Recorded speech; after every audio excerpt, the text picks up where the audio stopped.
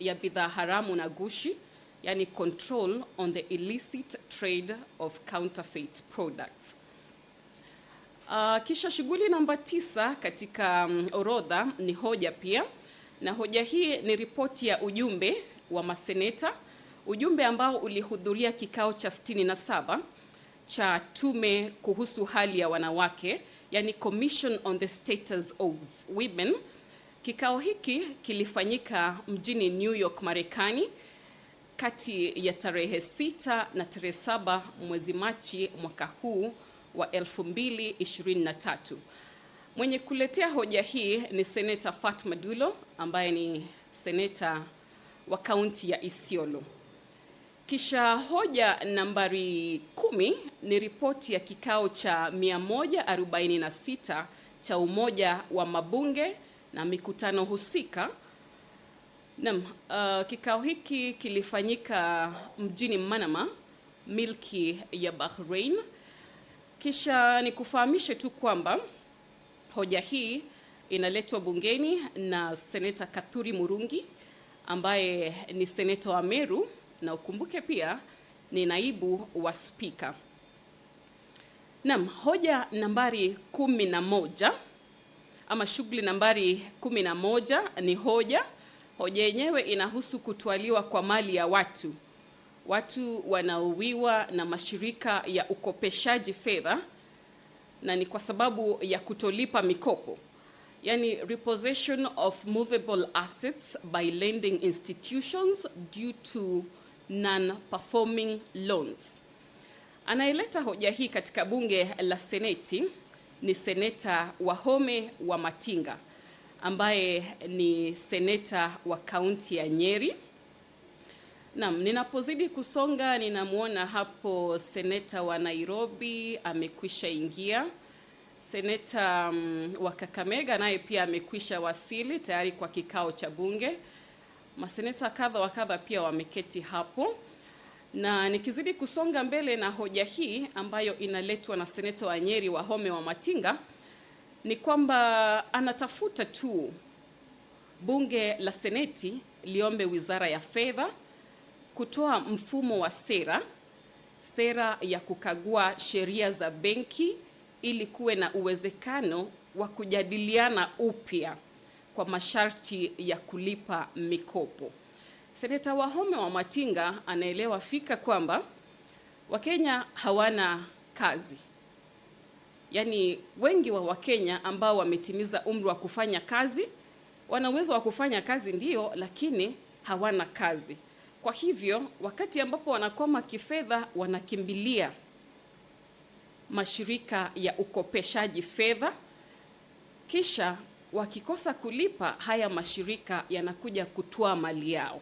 Kwa hivyo anataka ama analiomba bunge la Seneti liombe Wizara ya Fedha kutoa mfumo wa sera ya kukagua sheria za benki ili kuwe na uwezekano wa kujadiliana upya kwa masharti ya kulipa mikopo.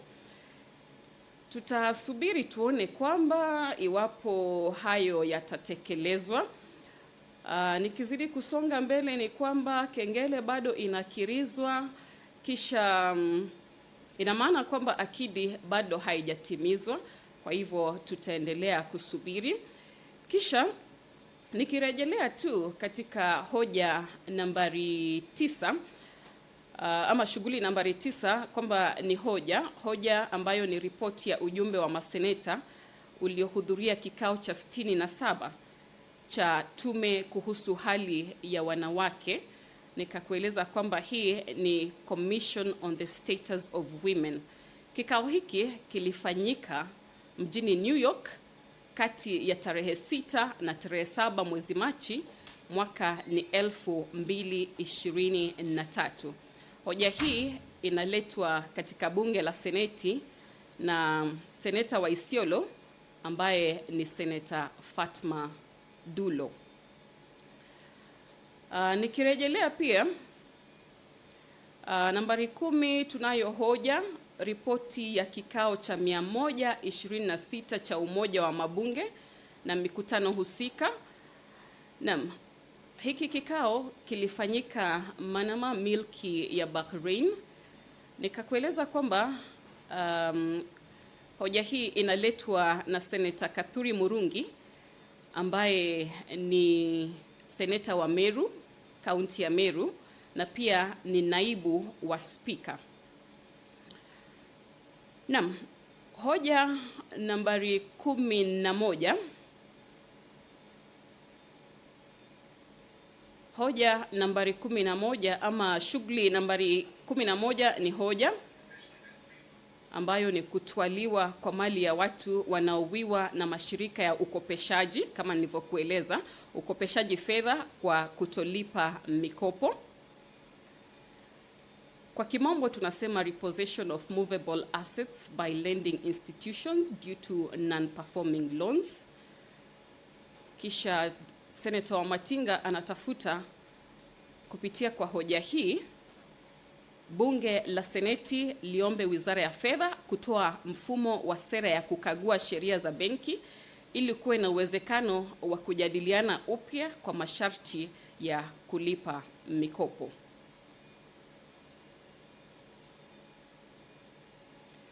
Kisha hapo awali nilikuwa nimekueleza kwamba leo ikiwa ni siku ya Jumatano tunatarajia mawaziri kadha wa kadha, ama mawaziri watatu kunradhi. Na tunamtarajia waziri wa masuala ya nje na Wakenya wanaoishi nchi za ng'ambo, Mheshimiwa Alfred Mutua. Wa pili, waziri ambaye tunamtarajia ni waziri wa afya, Mheshimiwa Susan Wafula Nakhumicha. Kisha waziri wa tatu ambaye tunamtarajia ni waziri wa leba na masuala ya jamii, anaitwa Mheshimiwa Florence Bore. Senator James Lominen ana maswali mawili kwa waziri wa masuala ya nje na Wakenya wanaoishi nchi za ng'ambo, Mheshimiwa Alfred. Kisha atakuwa akitaka kujua ni sababu gani serikali haijashughulikia kusaidia wafugaji wa kuhamahama kutoka kaunti ya Turkana. Wafugaji hawa walikuwa wamekwenda katika shughuli ya kutafuta malisho kule nchini Uganda, kisha wakatiwa mbaroni. Kwa hivyo seneta huyu swali lake la pili litakuwa kuhusu ni lini ambapo serikali itaingilia kati ili kuona kwamba hawa Wakenya wameachiliwa. Manake lao tu lilikuwa ni kutafuta malisho kwa mifugo wao. Waziri wa afya Mheshimiwa Susan Wafula Nakhumicha pia atakuwa hapa ama anatarajiwa hapa. Naye atakabiliana na maswali kutoka kwa Seneta James Mbugua, seneta mteule. Swali la kwanza ni kwamba serikali inafanya nini kuona kwamba huduma za afya ya uzazi zinatolewa kwa watu wanaoishi na ulemavu. Na swali la pili ambalo atakabiliana nalo ni kwamba waziri atoe orodha.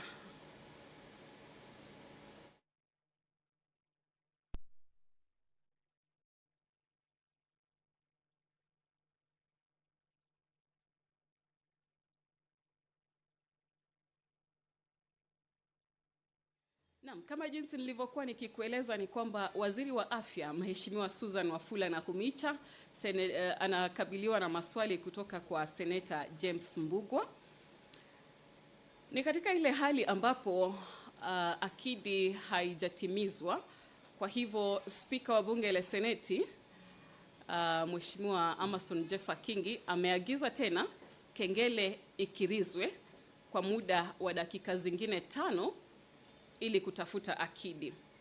Naam, nikirejelea orodha ni kwamba Senator James Mbugua angependa kujua kutoka kwa waziri wa afya Susan Wafula Nakhumicha kwa nini ni nini ambacho serikali inafanya kuona kwamba huduma za afya ya uzazi zinatolewa kwa watu wanaoishi na ulemavu. Na pia angependa kujua kutoka kwa waziri Florence Bore, waziri Susan Wafula, vituo vya afya kote nchini ambavyo vina vifaa mwafaka vya kushughulikia walemavu ama kutibu walemavu.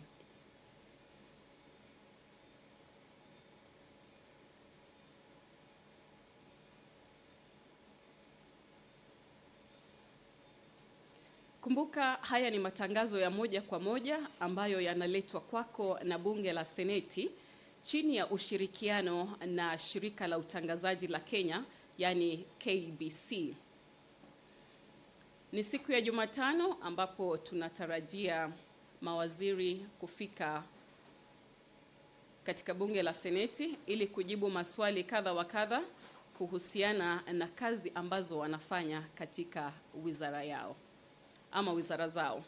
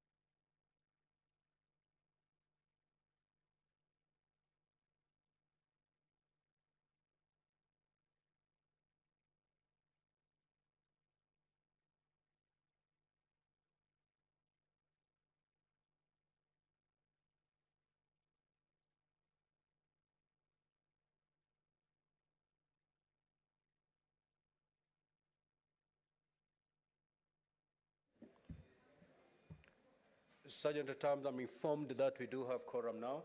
Kindly stop the bell and clerk proceed to call the first order, please. Order number 1, administration of oath. Order number 2, communication from the chair.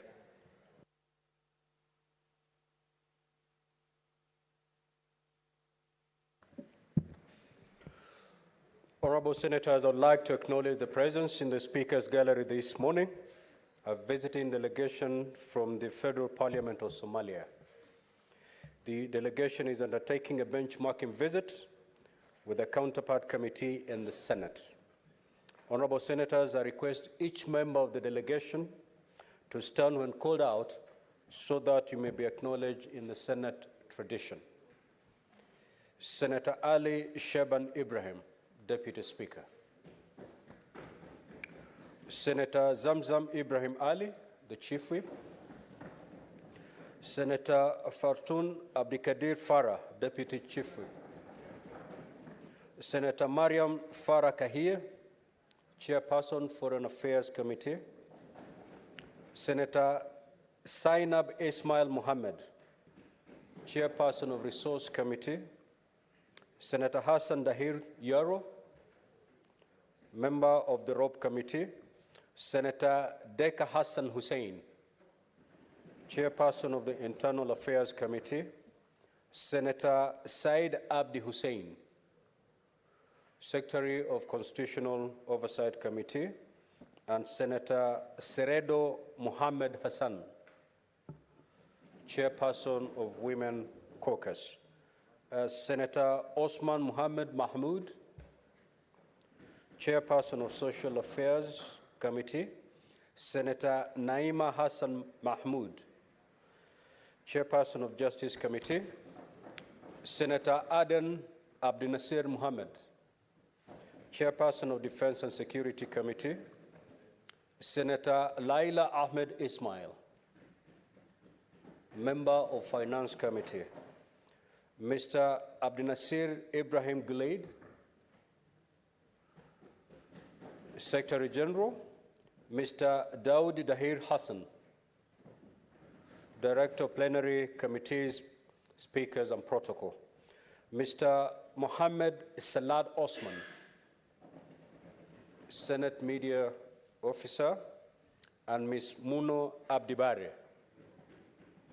Standing Committee Secretariats. Honorable Senators, in our usual tradition of receiving and welcoming visitors to Parliament, I extend a warm welcome to the delegation, and on behalf of the Senate and on my own behalf, wish them a fruitful visit. I will allow the Majority Leader and the Minority Whip under 1 minute to welcome the delegation from the Federal Republic of Somalia. Thank you, Mr. Speaker. Thank you, Mr. Speaker. Mr. Speaker, I join you on behalf of our colleagues in this House in welcoming the visiting delegation from the Federal Republic of Somalia, our very good neighbors, that we enjoy good neighborliness despite the many challenges that exist, especially in our border towns and internally. Somalia as a republic, Mr. Speaker, has made great strides in the last few years in trying to advance peaceful settlement of the previous dispute that existed in the country, and most of it has been negotiated actually here in Kenya. It is my sincere hope, Mr. Speaker, that as I continue to learn and interact with the people of Kenya through their representatives here in Parliament and any other government office that they'll find time to visit, they'll make the best of their visit, interact with us, get the best and get Somalia up and running. Mr. Speaker, the boundaries that we speak about are simply colonial artifacts. We are one people as the people of Africa, and many of these boundaries actually, in true significance, means absolute nothing. Therefore, a thriving Somalia is good for Kenya, and it is in our best interest as their good neighbors to ensure that we support them, we work with them as good neighbors, we trade together, and have better relations for a better, thriving East African community and Africa as a whole. Welcome to this delegation. Thank you, Mr. Speaker.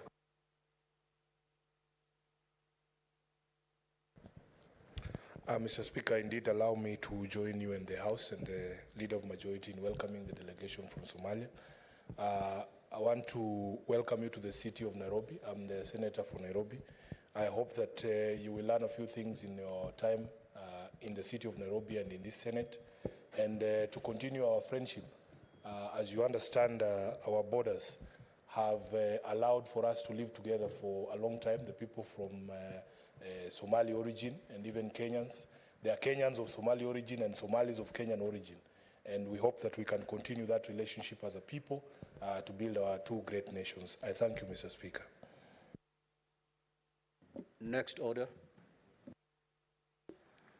Order number 3, messages. Order number 4, petitions. Order number 5, papers. Order number 6, notices of motion. Order number 7, questions and statements. Now, honorable senators, we had 3 questions scheduled for today. However, 2 of the scheduled questions will have to be deferred. One of those questions to be deferred is question number 18 by the Senator for Turkana, Senator James Lomenan. This question was directed to the Ministry of Foreign and Diaspora Affairs. The Cabinet Secretary has since written a letter to the clerk, which letter was made available to SBC when it was during its sitting yesterday, indicating that the CS will be unavailable for purposes of responding to these questions, owing to the fact that he accompanied His Excellency the President to New York for the UNGA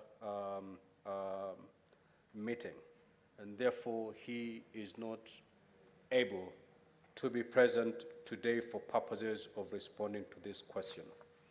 The other question that will be deferred is question number 19 This is a question by Senator George Mbugua. It was directed to the Cabinet Secretary for Health. Again, during its sitting yesterday, SBC received a letter from the Cabinet Secretary in charge of health indicating that she will not be able to be present today for purposes of responding to this question, owing to the fact that she's amongst the delegation that accompanied His Excellency the President to New York for the UNGA engagement. That leaves us with only one question for the question time today. That is question number 020, number 20, to be asked by Senator George Mbugua. It is directed to the Cabinet Secretary for Labor and Social Protection. Clerk, do we have an indication that the CS is within the premises? Good. I'm informed that the CS Labor is present, and therefore, let me first, before allowing the Senator to ask this question, allow me to welcome the CS for Labor and Social Protection to the Senate. Honorable CS, welcome to the Senate, and we are honored that you honored the invitation from the Senate to come to respond to these very important questions that is going to be posed by Senator George Mbugua. Honorable CS, after, just to give you the procedure, after the Honorable Senator has asked the question, I'll be calling upon you to respond. Thereafter, all senators present will be given an opportunity to ask supplementary questions arising from the primary questions. After all the senators have asked their supplementary questions, I will again call upon Senator George Mbugua to ask any supplementary question, if at all he has any. And thereafter, we will conclude your session and release you to go back to do the work that you're appointed to do. With that, let me now invite Senator George Mbugua to proceed to ask the question. Senator.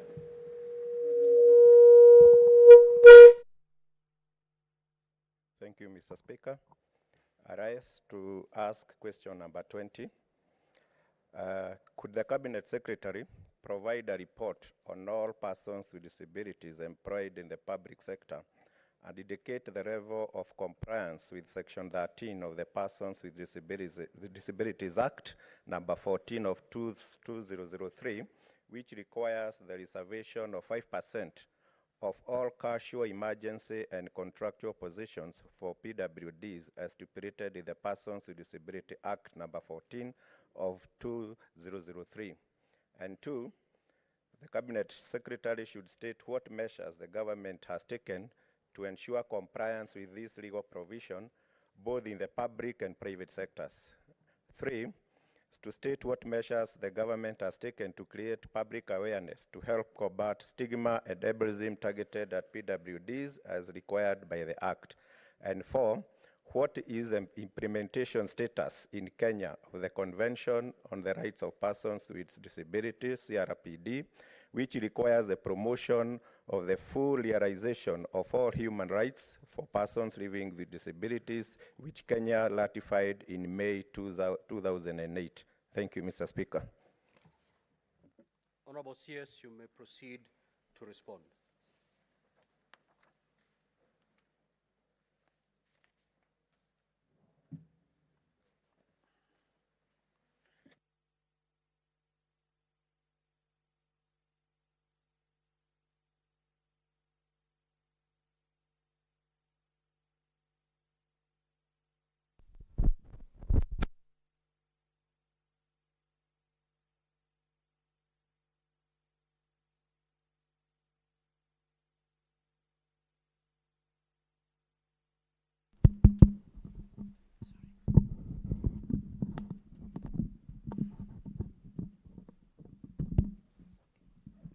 Thank you, Honorable Speaker.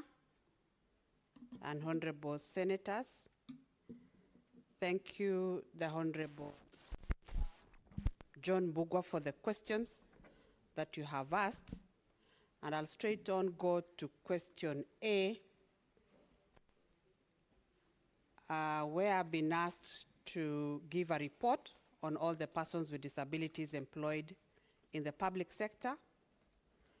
The response is the employment of persons with disabilities is a critical measure of inclusion of persons with disabilities in Kenya. The Public Service Commission, in its status of compliance with values and principles in Articles 10 and 232 of the Constitution, annual report of 2021-2022 found that only 1.4% of persons with disabilities are employed in public services. The Commission surveyed various institutions for this report, including the constitutional commissions and independent offices, ministries and state departments, public universities, statutory commissions and authorities, state corporations and SAGASs, and TVETs, and the statistics of 1.4% does not include the status of persons with disabilities in county governments.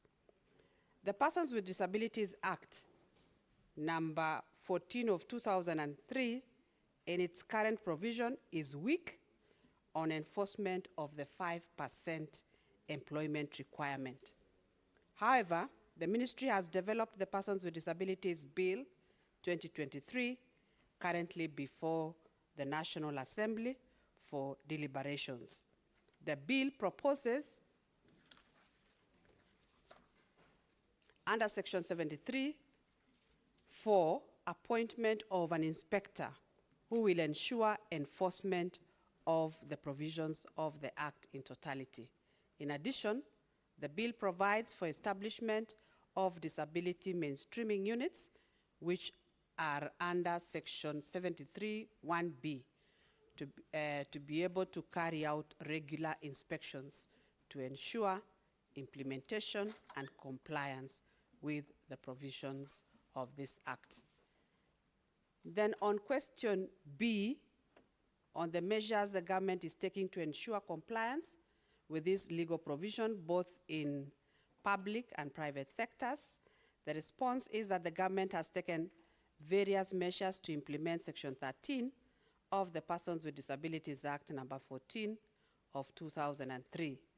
And the measures are as follows. Roman 1, the incorporation of the Disability Mainstreaming Performance Indicator in the Public Performance Management framework, under which all ministries, departments, and agencies are required to track and report on employment of persons with disabilities.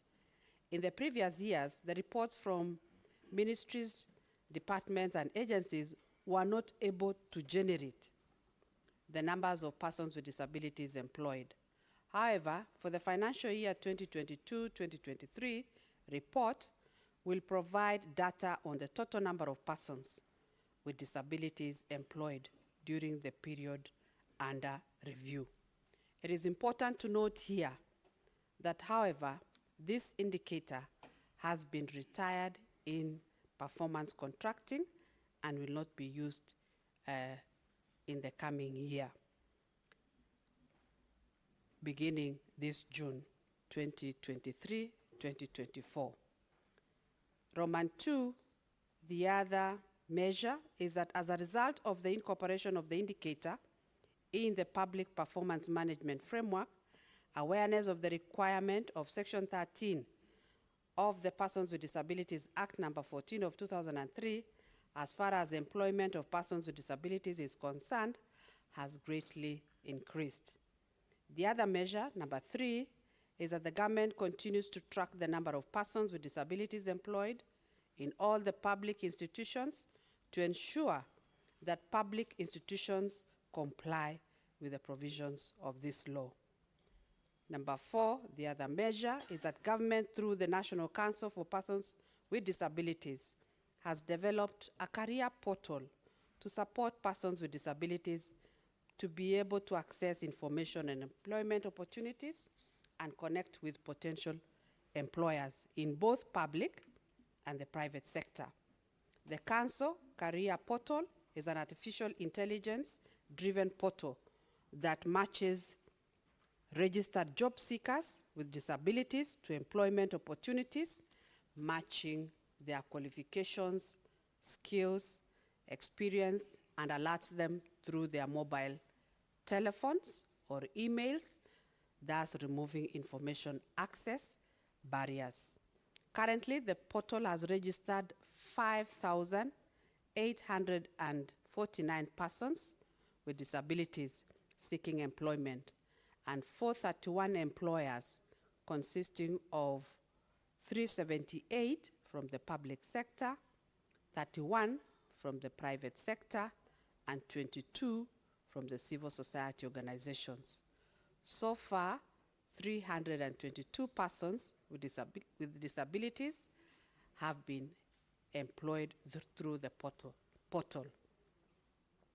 This portal was put in place in 2017. The other measure is that the government is finalizing on the development of the national policy for persons with disabilities to set out obligations by all employers in the public and private sectors in regard to the employment of persons with disabilities. And finally, the other measure is that in March 2023, government through the National Council for Persons with Disabilities published the annual Disability Mainstreaming Status Report. And the report captures the milestones achieved by ministries, departments, and agencies in implementing various parameters of the Disability Mainstreaming Indicator. The report for the financial year 2021-2022 was prepared, launched, and shared with stakeholders across the public service for the implementation of recommendations. Then question C, on the measures that government has taken to create public awareness to help combat stigma and ableism targeted at persons with disability as required by the Act. The response to that is that government implements various measures aimed at increasing awareness on disability issues with a view to combat stigma, targeting persons with disabilities, and they include the following. One is building the capacity of ministries, departments, and agencies to effectively spearhead the implementation of measures to mainstream disability in public service. The National Council for Persons with Disability is training committees established to spearhead disability mainstreaming and sensitize senior management and staff of ministries. Number two is that of observing various national and international disability events and days to be able to promote the rights of persons with disability, where communities and persons with disabilities participate. The events are used as forums to educate the public on the inclusion of persons with disabilities in the society. Some of the events include the International Day of Persons with Disabilities, held every 3rd December. The last one was held in Narok County. There is also the Autism Awareness Day, which is held every 2nd April.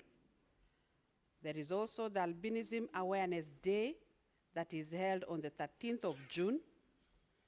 There is the International Deaf Awareness Day held every 23rd September, and the International Wheelchair Day held every 1st March, among others. We also create awareness and educate the public on disability issues through various media channels. They include holding talk shows in local television stations where various professionals in the disability sector discuss topical issues on disability. Government also disseminates to the public information on disability issues and services provided to persons with disabilities through various social media platforms such as Twitter, Facebook pages, and YouTube. and the Council has a page where we disseminate information to the public.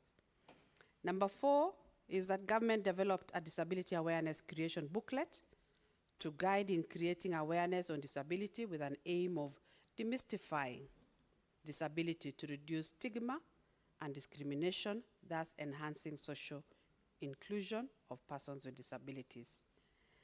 Then we have the management of the National Council for Persons with Disabilities participating in various forums, events, and meetings, during which participants are sensitized on the rights of persons with disabilities and also informed on the various government programs targeting persons with disabilities. Some of these include the Agricultural Society of Kenya shows, which are held in various counties, annual devolution conferences, county assembly forums, among others. The government, through the Ministry of Labor and Social Protection, also hold public barazas to sensitize the community on the rights of persons with disability and services and programs offered by various government agencies. This financial year, the ministry will be building the capacity of about 200 social development officers to be able to empower them to undertake awareness raising forums at the community level. Then question D is on the implementation status in Kenya of the Convention on the Rights of Persons with Disabilities, which requires the promotion of the full realization of all human rights for PWDs, which Kenya ratified in May 2008. The United Nations Convention on the Rights of Persons with Disabilities, CRPD, aims to promote, protect, and ensure all persons with disabilities enjoy human rights and fundamental freedoms on an equal basis with others. It also aims to promote respect for the inherent dignity of persons with disabilities.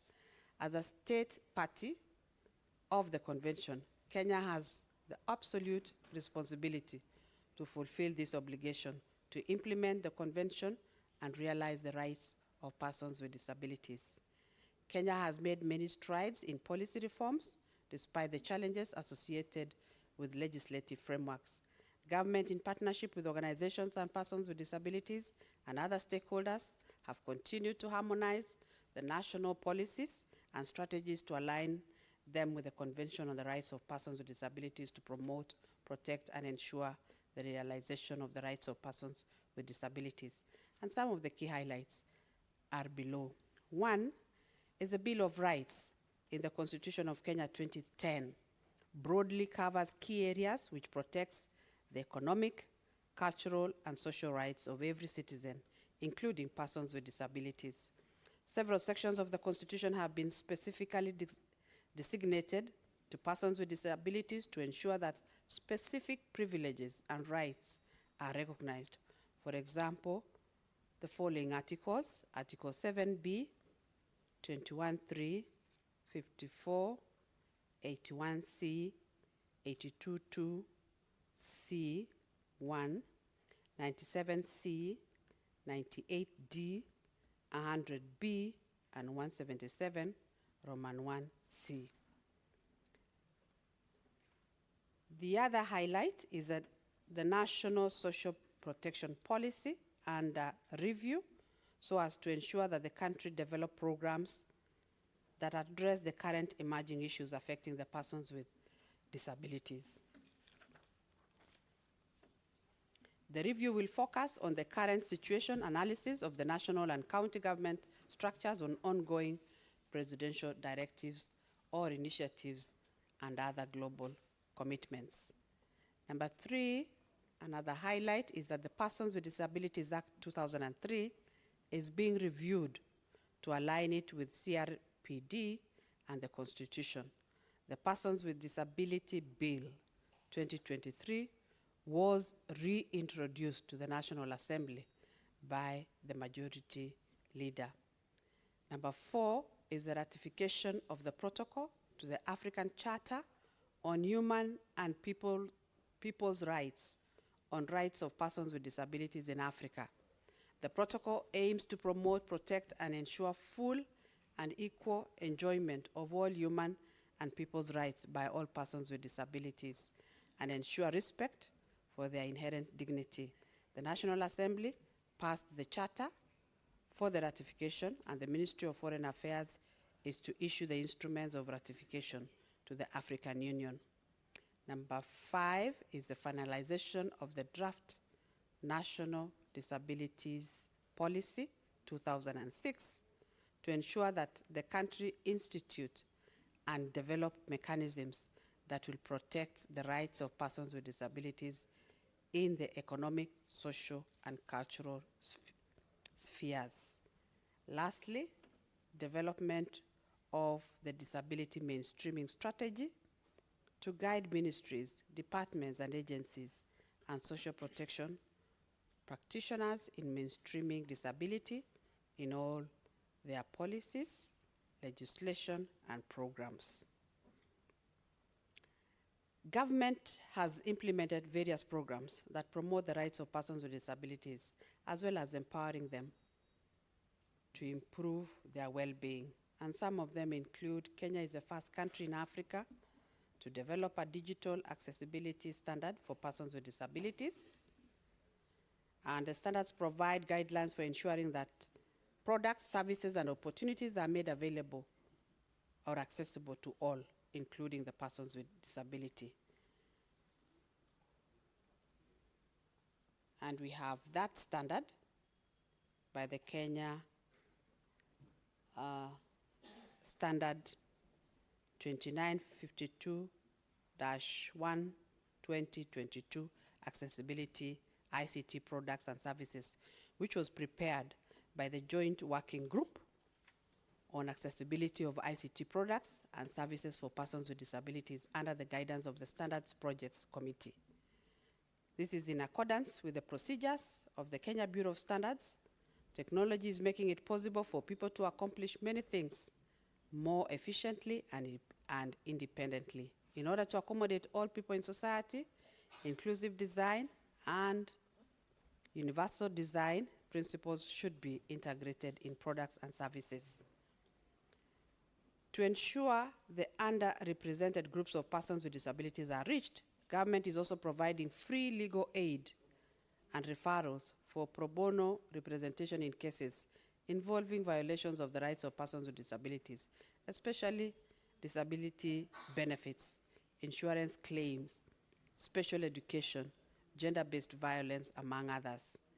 The other one is on the Kenya Sign Language Training Program.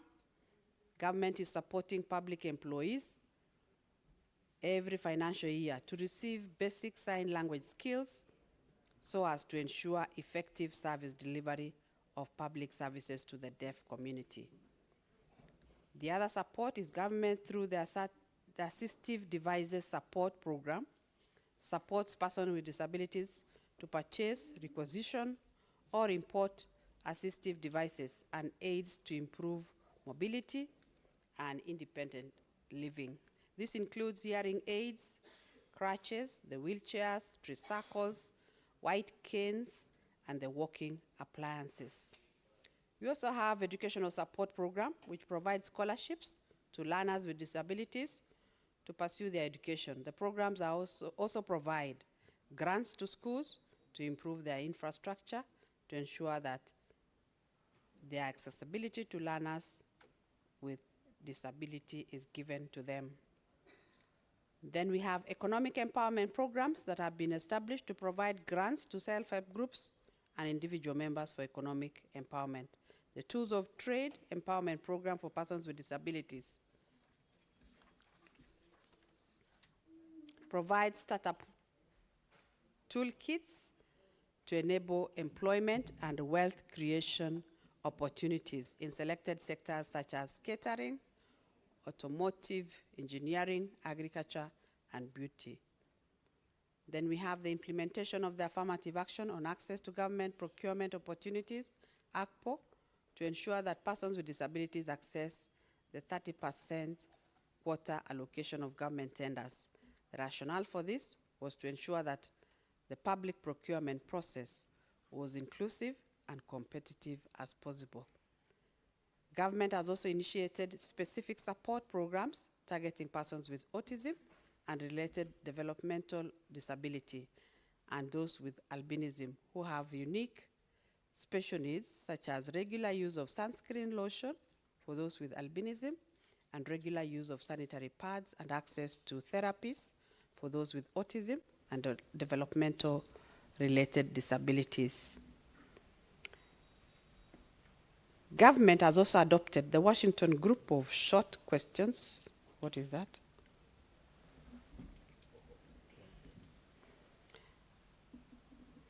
In the National Population and Housing Census 2019, to be able to capture information on persons with disabilities. Government has also developed and launched the Disability Inclusive Data Charter Action Plan that aims to engage ministries, counties, departments and agencies and non-state actors to be coordinated in collection, analysis, and utilization of comprehensive disaggregated disability data. In addition, government has completed a support needs assessment for persons with disabilities and their primary caregivers that provide information and recommendations on the scope and level of support needed by diverse persons with disabilities. The report will be launched on the 16th of October 2023. Government introduced a new registration system that captures and generates socio-economic data on persons with disabilities for planning and research purposes by state and non-state actors. The system is based at the National Council for Persons with Disabilities and is aimed at ensuring all persons with disabilities are registered and captured in a database for purposes of planning and program design. The last three is enhancing access to employment by persons with disabilities through creation and implementation of the National Council of Persons with Disabilities Career Portal that provides an interface that allows job seekers, employees with disabilities, and employers to overcome barriers to employment for persons with disabilities. Then there is the adoption of assistive technology, AT, to ensure persons with disabilities access products and services. A combination of accessible ICT and assistive technology enhances function, independence, and overall well-being of persons with disability. This standard specifies requirements for ensuring that ICT products, services, and opportunities are made available to all, including persons with disabilities. This standard is intended for use by policymakers, regulators, providers, procurers, and users of ICT products and services. The development of this standard is in response to the National Information, Communications, and Technology Policy of Kenya 2019. Last but not least is regular accessibility and usability audits of public buildings and services to improve accessibility by persons with disabilities to physical environments and digital services. Mr. Speaker, I submit the responses. Thank you. Thank you, Honorable CS. Senator Mbugua. And Standing Order 51C7A, you have, you may ask 2 supplementary questions. You may elect to ask them at once, right now, or you may elect to ask one, then allow your colleagues to ask their supplementary questions. Thereafter, you come in last. Thank you, Speaker. I choose to allow my colleague senators to come in first. Senator Mundigi. Asante, Bwana Spika.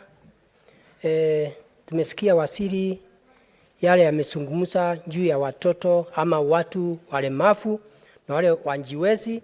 Mipango yake yote tumeyasikia na tunamshukuru kwa yale ametuambia hapa, na pia tunajua wakati alipatiwa hiyo kiti alipatiwa kwa sababu kulionekana atafanya kazi nzuri, kwa sababu kuna wakati alikuwa mbunge na pia tunajua atasaidia serikali ya Kenya Kwanza. Swali langu kwa waziri, ametuambia mipango mizuri sana kwa wale wamepatikana ni walemavu.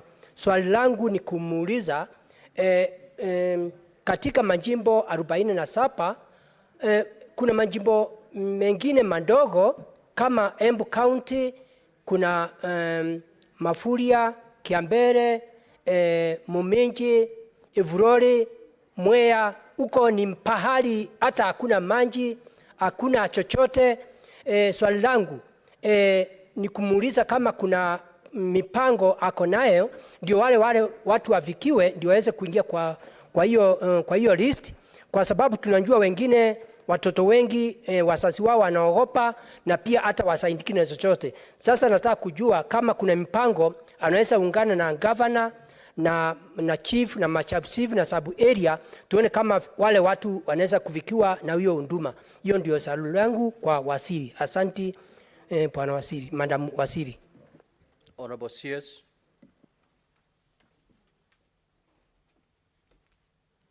Thank you, Honorable Speaker, and thank you, Honorable Member, for the question. Acha nijaribu kujibu kwa Kiswahili, vile Senator ameuliza kwa Kiswahili.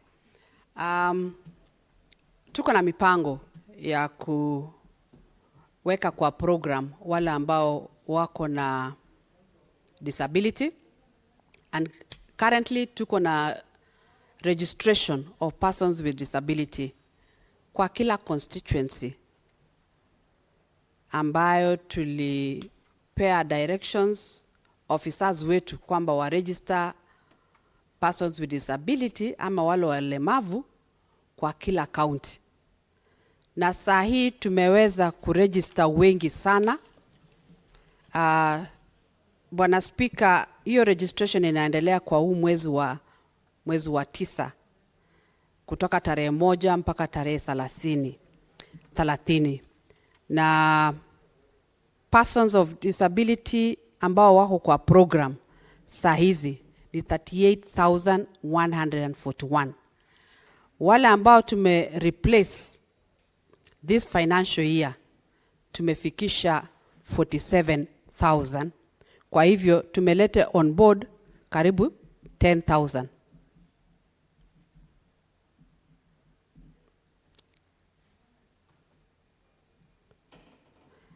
Na wale ambao tumelist kwa registration ambayo inaendelea saa hizi tumeweza kuregister 18,281. Kwa hivyo tuko na mipango ya kuweza kuwaregister, tuwaweke kwa ile program ya Inua Jamii, tuweze kuwalipa 2,000 kila mmoja wao.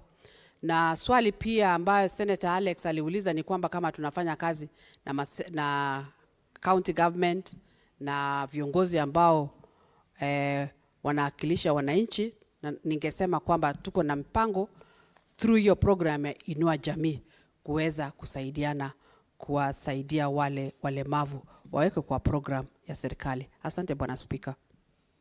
Senator Chute. Thank you very much, Honorable Speaker. I'm really surprised by what the CS is talking about. She was saying they are registering people, people with disability, vulnerable, and the elderly. In Marsabit County, Mr. Speaker, which is the largest county, #1 largest county in this republic, is experiencing a lot of problems.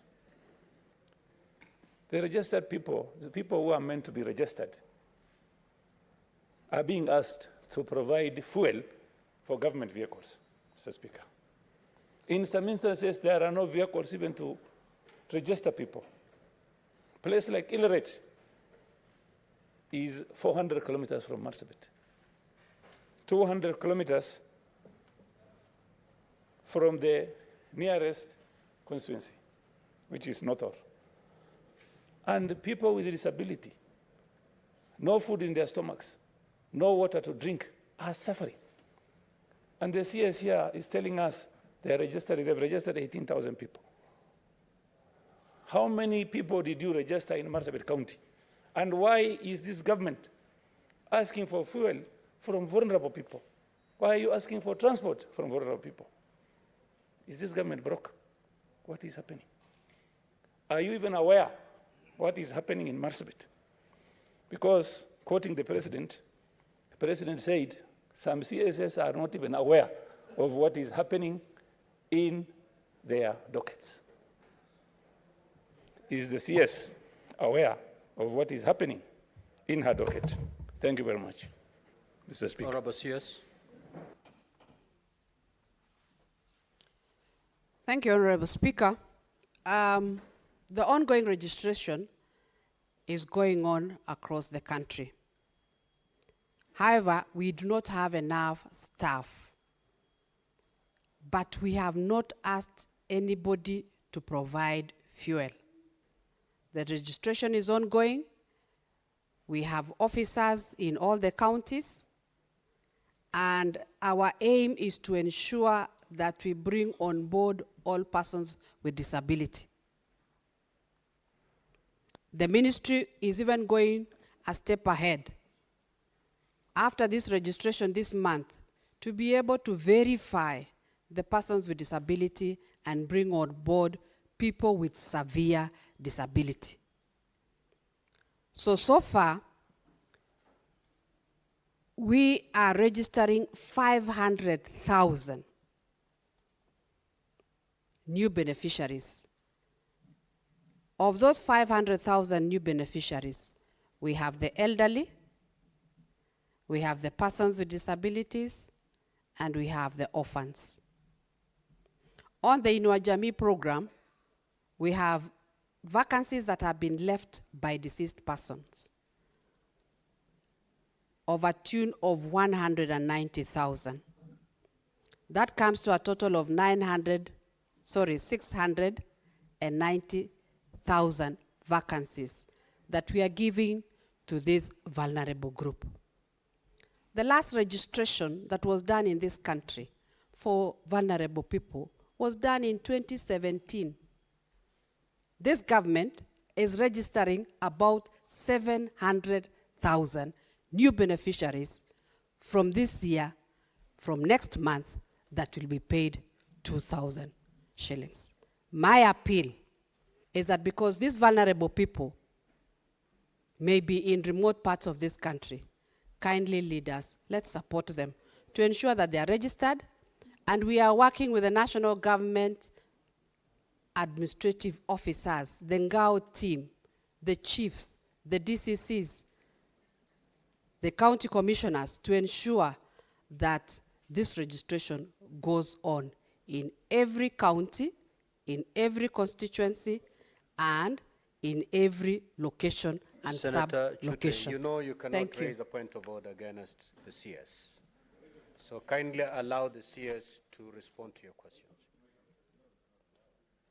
How do you inform the CS? The CS is the one who is here to inform us. Allow the CS, Senator Chute, allow the CS to conclude her response, please. Thank you, Mr. Honorable Speaker. So that registration is ongoing across the country, in every county, in every constituency, and location and sub-location. If there is an issue with your county, Honorable Speaker, I will look into it. Thank you very much. Very well. You've gotten the invitation, Senator Chute. In the event that your question has not been adequately and comprehensively responded to, the CS is available to take up that specific county. So kindly take advantage of that particular invitation. Senator Mutinda Tabitha.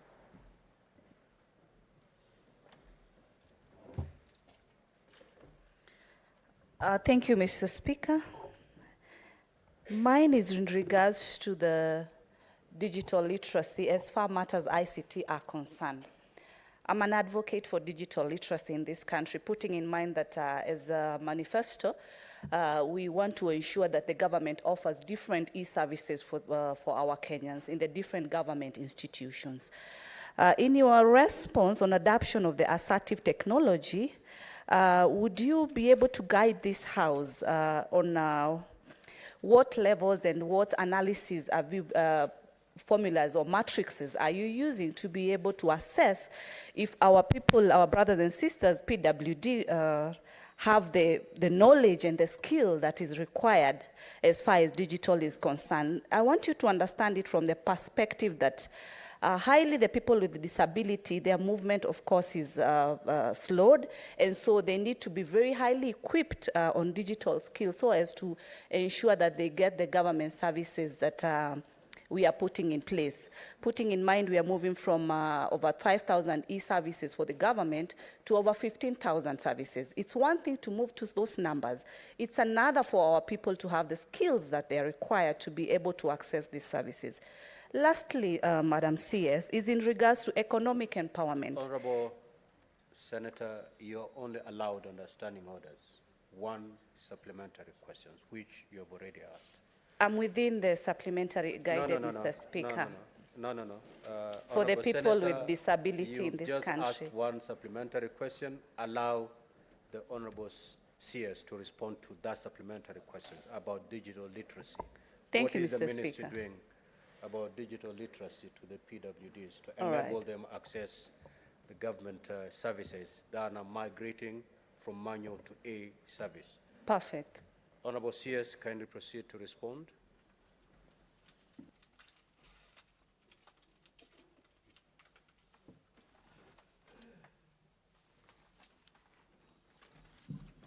Thank you, Honorable Speaker, and the member, Senator, for asking for this question on digital support for the persons with disability.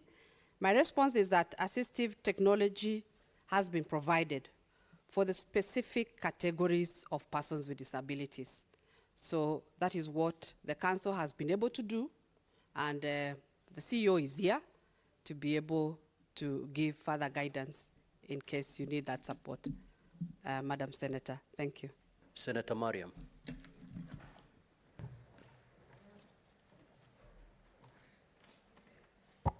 Thank you, Mr. Speaker, for giving me this opportunity.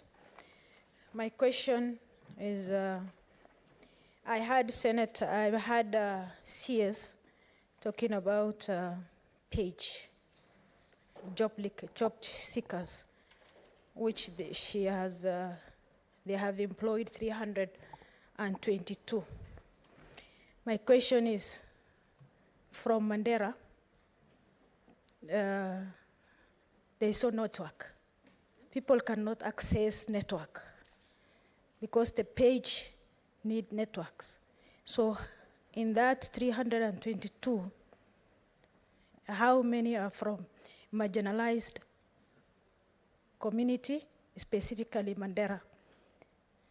And if it is not there, what is your measures on those guys who are not in network? Thank you. Honorable CS. Thank you, Speaker. Honorable Speaker, let me give the CEO to answer that question. He comes from the northern part of Kenya. Honorable CS, you cannot. I can't. You cannot give that opportunity. You cannot pass that opportunity to the CS. Okay. Okay. I'm guided. Honorable Speaker. I'm guided. He can only brief you, and then you engage the Senate.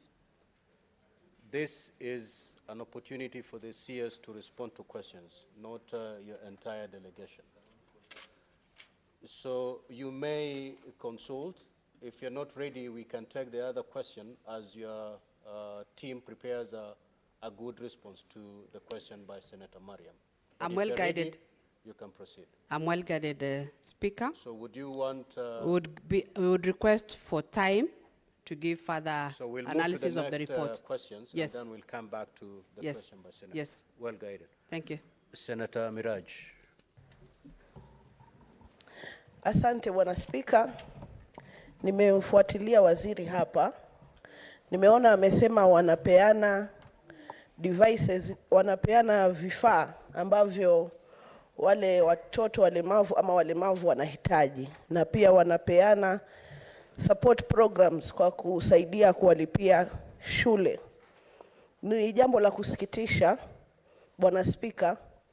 Mimi kama mzazi wa mtoto mlemavu ambaye anasoma pale Ziwani for the Deaf, kwamba sisi kama wazazi tumeongezewa kima cha shilingi 3,500 kwa kila mwanafunzi, kwa sababu hakuna fedha za kutosha zinapelekwa katika hizi shule. Hata ilifikia wakati Madam Waziri, hizi shule zikaambiwa zitafungwa.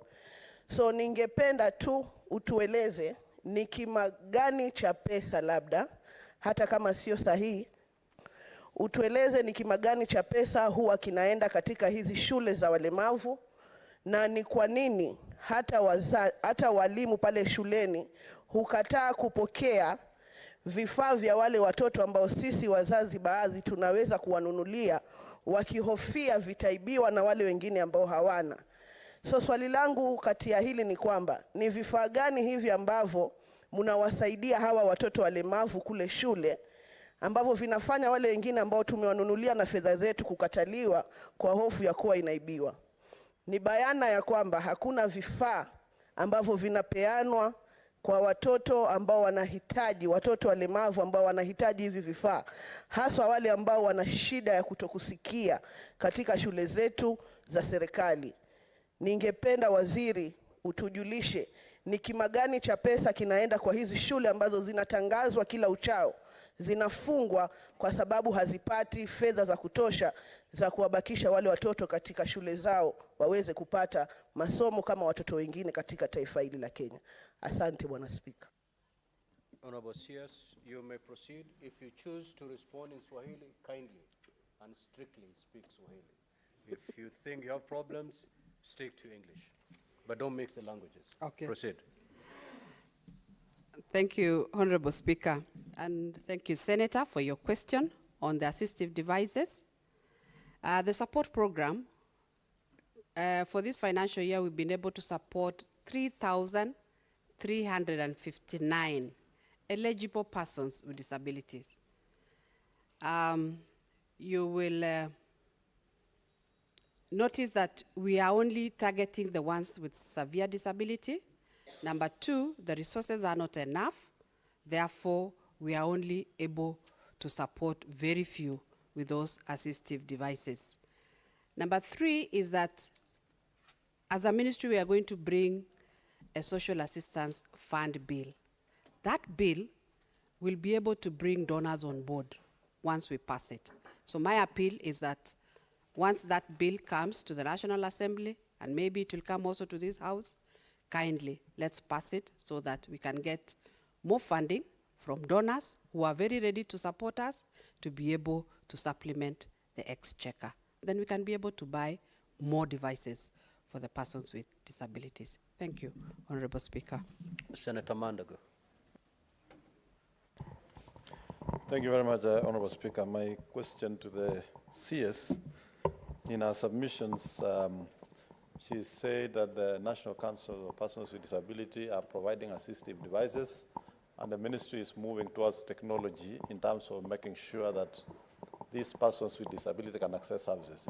I would like to know from the CS how much of government services and information has been transformed to Braille so that those who are visually impaired can be able to access those services, and whether digital devices with Braille capability have been availed in various ministry departments, particularly Huduma centers, to make sure that the people with visual impairment are able to access service. And with that, Honorable Speaker, we had a meeting with the National Councils of Persons with Disability, and their budget for assistive device is a meager 48 million Kenya shillings. I don't know how that would be able to provide assistive devices for persons with disability across the nation. I think it would be prudent to lay also your problems in Parliament, so that when Parliament is doing or making the budget, and during budget making process, adequate resources can be availed, because a nation can only be measured on how they take care of their vulnerable. Thank you, Mr. Speaker. Honorable CS. Thank you, Honorable Speaker and Honorable Senator Mandago, for your question and support to the vulnerable persons that we have in this country. It is true the resources are not enough. Currently, the council has a budget of 259 million. Out of that 259 million, they're only given about 100 million. So they are short of the funds that they are given, and giving services to these persons at times can be a challenge. And I agree with you, some of them may not be able to get the devices that they need when they need them. And my appeal also is that for leaders who are here, kindly support, and I'll also be asking the National Assembly to be able to pass the budget for the National Council for Persons with Disability to be able to support programs for the vulnerable persons. As for the Braille, the numbers, we will be able to provide once we get the information. Thank you, Mr. Speaker. Senator Boni. Thank you, Mr. Speaker. Madam Minister, congratulations for landing this highly coveted job. When I last checked, the reports were that only 6% of the 2.4 million children aged between 6 and 21 years are in school. 6%. What are you doing aggressively to ensure that these children who are at home are brought in school before you ask Parliament to give you money? Honorable Sears.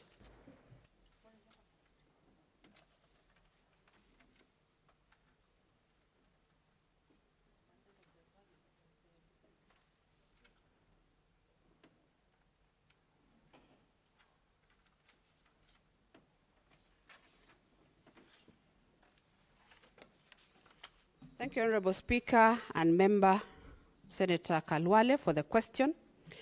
As a council, we have, through the council, as a ministry, we have an education support program where we give scholarships to learners for eligible children, youth with disabilities in secondary and tertiary institutions.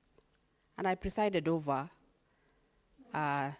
the giving out of these scholarships this year at the University of Nairobi grounds, where we had 2,000 representatives of the 2,231 learners that were able to get these scholarships.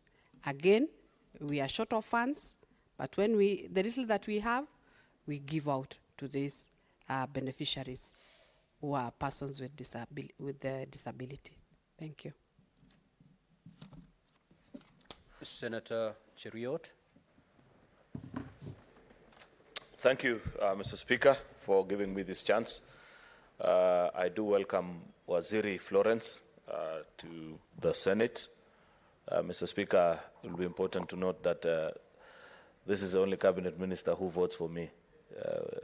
In another way to put it, she comes from my county of Kericho, and therefore I do welcome her to the Senate to respond to the issues that members have with regards to her ministry. Mr. Speaker, I'd wish to know from the Cabinet Secretary. She knows full well that Kenya's leading export to the world presently is no longer tea and coffee as used to be back in the day. In fact, our premium earners as an economy is not even tourism anymore, but foreign remittance from Kenyans that labor abroad has overtaken all those sectors, and therefore it's a place that we must pay close attention to as a country. Mr. Speaker, I'd wish to know from the Cabinet Secretary, because if you read through the UDA manifesto, the Kenya Kwanza administration, the administration that she serves, she knows that we made a promise and a commitment to the people of Kenya that as an administration, we shall ensure that we secure upwards of 1 million jobs to our young people in the various capitals of the world through signing of labor bilateral agreements with other countries, and ensuring that we encourage those countries that we move away from the traditional market that we are known for of only domestic workers and maybe security men, because our labor competes with the very best in the world, and it has been confirmed by studies. If you followed through the visit of the president, Mr. Speaker, you saw that currently when the president visited the Silicon Valley, in almost each of the great global companies that he visited, he had a meeting with Kenyans, and you can name it, from Apple to Google to everywhere. Therefore, we produce the very best in terms of our labor and human capital that can compete with the very best in the world. Therefore, can the minister perhaps brief the House on how much progress has been made in her ministry with regards to signing labor bilateral agreements with the additional countries that we promised, away from the traditional sectors that we are known for? And also, if you may permit me, Mr. Speaker, because you know that there has been a great issue and it's a matter of great public interest. In fact, one of the issues that remains unresolved in this House is that the Labor Committee of the Senate in the last term undertook a study and a visit of Saudi Arabia. Unfortunately, at the conclusion of the term of the House, we had not completed on that report, but it's one of the reports of this House on what GOK needs to do in the Gulf countries to secure Kenyans that are working there, ensure that their rights are protected, and that we send the right people so that we also don't affect our image as a country. If I could get those two commitments from the minister, I would really appreciate it. Thank you, Mr. Speaker, for the chance.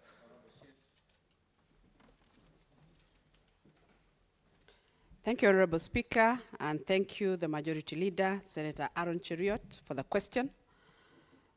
As a ministry, we have embarked on labor migration, and this is a focus for this government.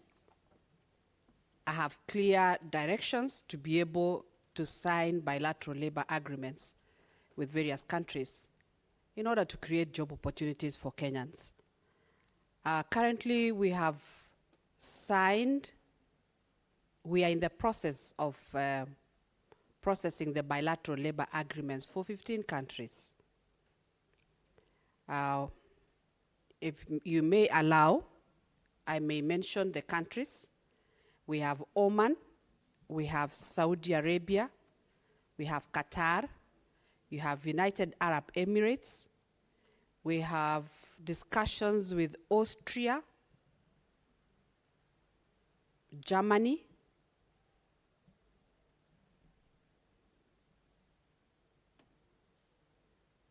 the others I may not remember, but there are 15 in number. But the ones that are at advanced stage is Oman, Kuwait, Saudi Arabia, United Arab Emirates, Austria, and Germany. And within this year, we should be able to get job orders from those countries. I'm aware of the Kenyans that do not have jobs, especially our youth, that are more than 5 million and require those opportunities. So, Mr. Speaker, I would like to say that we are progressing well. We have the great support of His Excellency the President towards that. And from our end, we've already requested for the signing of those bilateral labor agreements. We are only waiting for the feedback from the various countries. Thank you, Mr. Speaker.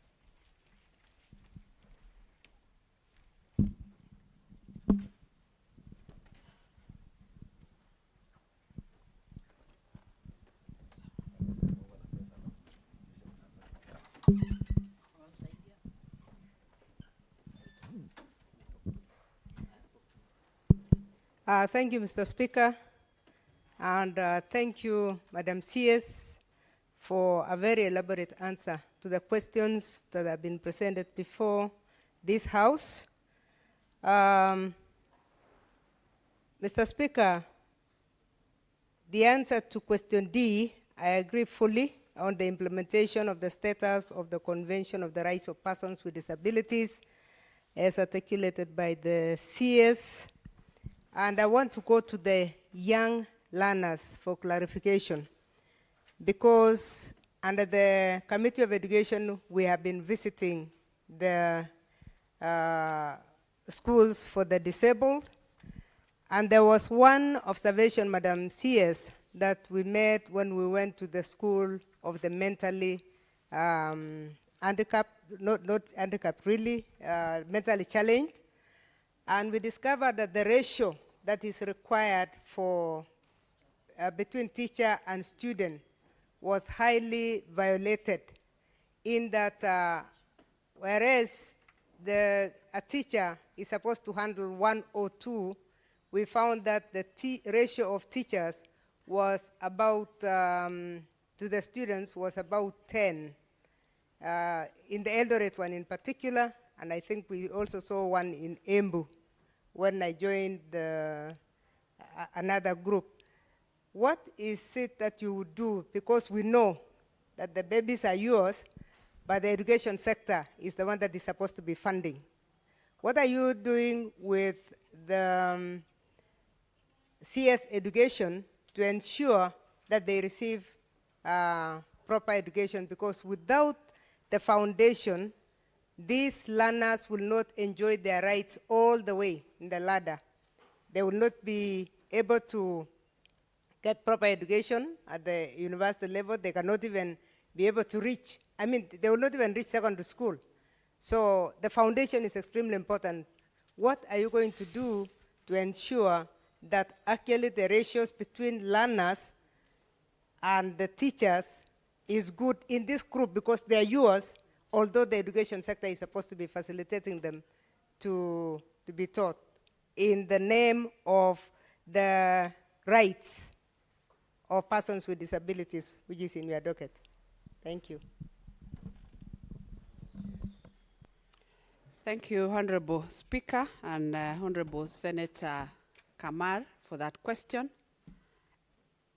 I want to appreciate that what you have done. You've been able to go to some of these centers and see the challenges that our children with disability, what they go through, and they need support.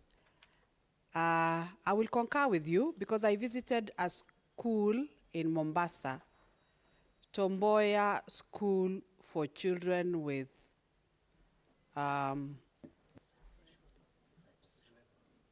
cerebral palsy. Those children, the teachers that take care of them are very few. That is one. The conditions of these children doesn't allow, should allow more teachers for them to be able to support and be able to teach them. Because some of them even require physical attention. They need to be carried from one point to another. And I have engaged the Minister for Education to be able to provide more teachers to these centers. The only challenge is that I think we need more training of these teachers so that they are available and we don't overburden the few teachers that are found in these centers. So I appreciate, and I know there is a problem there. The teachers that are in those centers are very few to handle the very many children that are challenged within those centers. So I'll take it up with the Minister of Education to ensure that they provide more teachers, more facilities, and even more funding for these centers to be able to support these children. And I'm happy parents are also coming out, bringing out those children and not hiding them within their houses. It tells you the awareness that is being created out there is now better than before. Thank you, Honorable Speaker.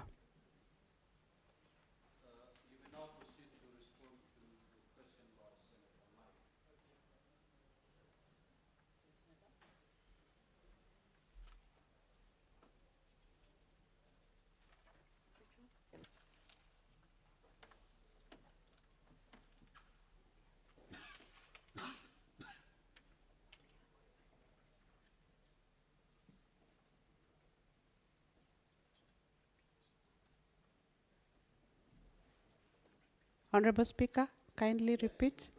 On which one, Honorable Speaker?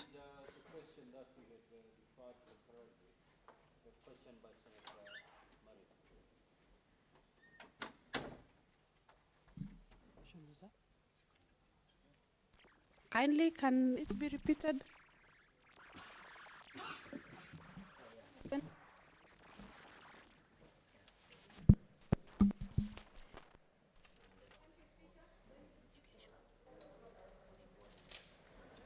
I think the mic is now powered. You can just proceed to use your microphone.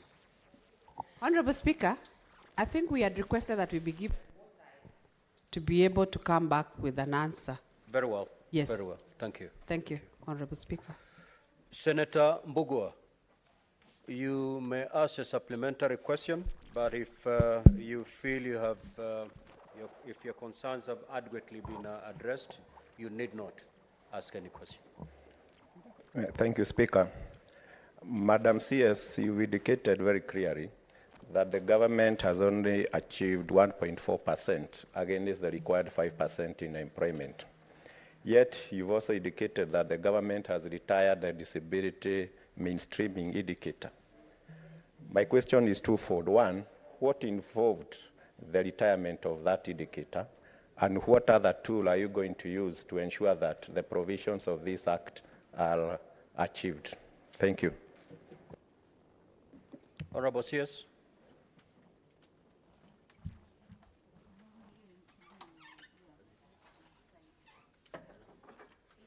Thank you, Speaker, and Senator Mbugua for that question. We have discussions with the Office of the Prime Cabinet Secretary on this issue of the retired indicator in the performance contracting on disability. And I think it was one of the cross-cutting issue that most ministries, departments and agencies were not able to go through or to be able to achieve. And we are having discussions so that it is returned back in the next financial year. We appreciate the fact that disability mainstreaming in all ministries is very important. And we will be able to have discussions, even at the committee level. We should be able to support this program to be brought back into performance contracting. Thank you, Honorable Speaker. Thank you, CS. Senator Manzo. Mr. Speaker. Yeah, you just requested to ask a question. Yes, because I've been following the proceedings from elsewhere, and there's a very burning issue I would like to ask my colleague from the National Assembly. She used to be my colleague in the ministry. Recently, in the ad hoc committee we have set up for the 1998 US bombing by this House, we summoned the Council of People with Disability, and they explained that they were totally unable to accommodate. Most people became disabled out of the bombing, out of low finances. So I wanted really to know from the minister, there being a lot of complaints on that particular issue of 1998 bombing. First, whether you have taken special cognizance of the people who acquired disability out of that. And secondly, there's a family in Makueni, particularly Mali, who, when they get at a certain age, they become disabled out of a disease which has not been known, and everybody in that family is disabled. But recently, when the local MCA took that family to be registered, the registration you are doing, your officer, Mr. Masita in Mali, rejected this particular family. What can you do about that? I thank you, Mr. Speaker. Honorable CS. Thank you, Honorable Speaker, and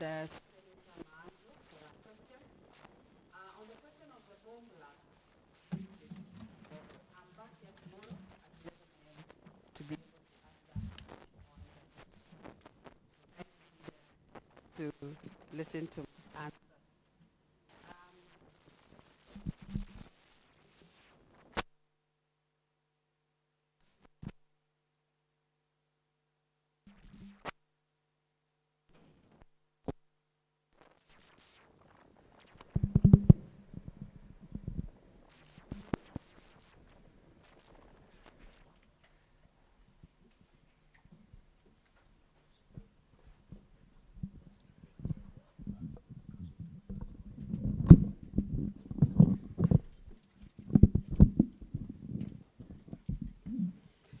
On the second question, on why a family was not registered, we will find out from our officers on the ground why they were not able to register a family, but the directions that we have for our officers is that they should register all persons with disability.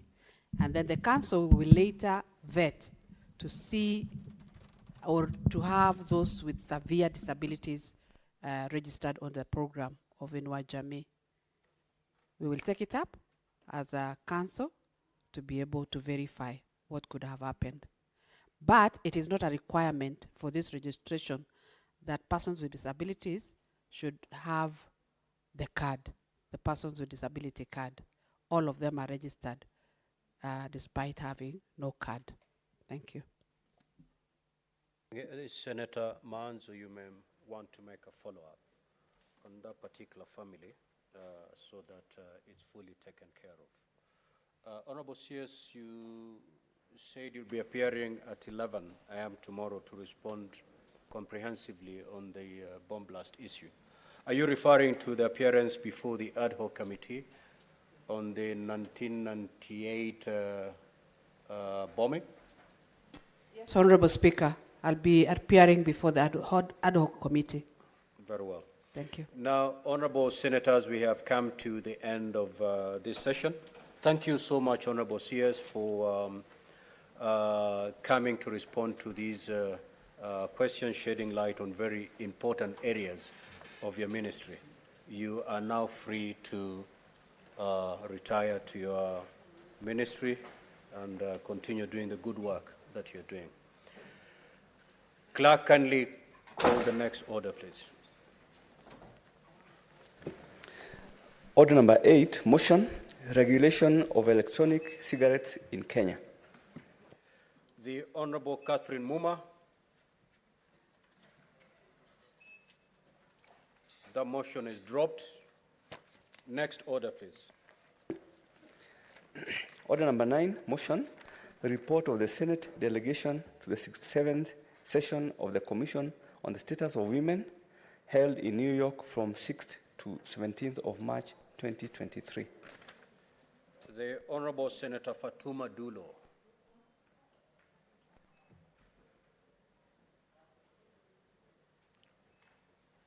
The motion is dropped.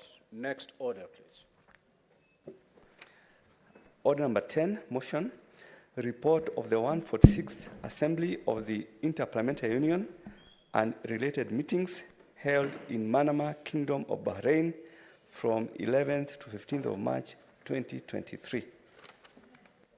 The Honorable Senator Kathuri Murungi. The motion, that report is dropped. Next order.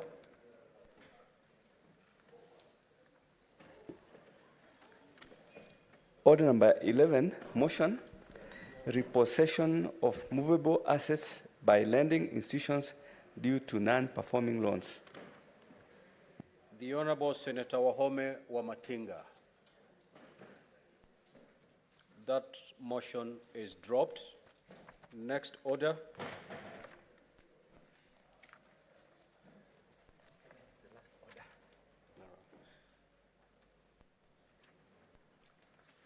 Senator Muma, kindly approach the chair, please.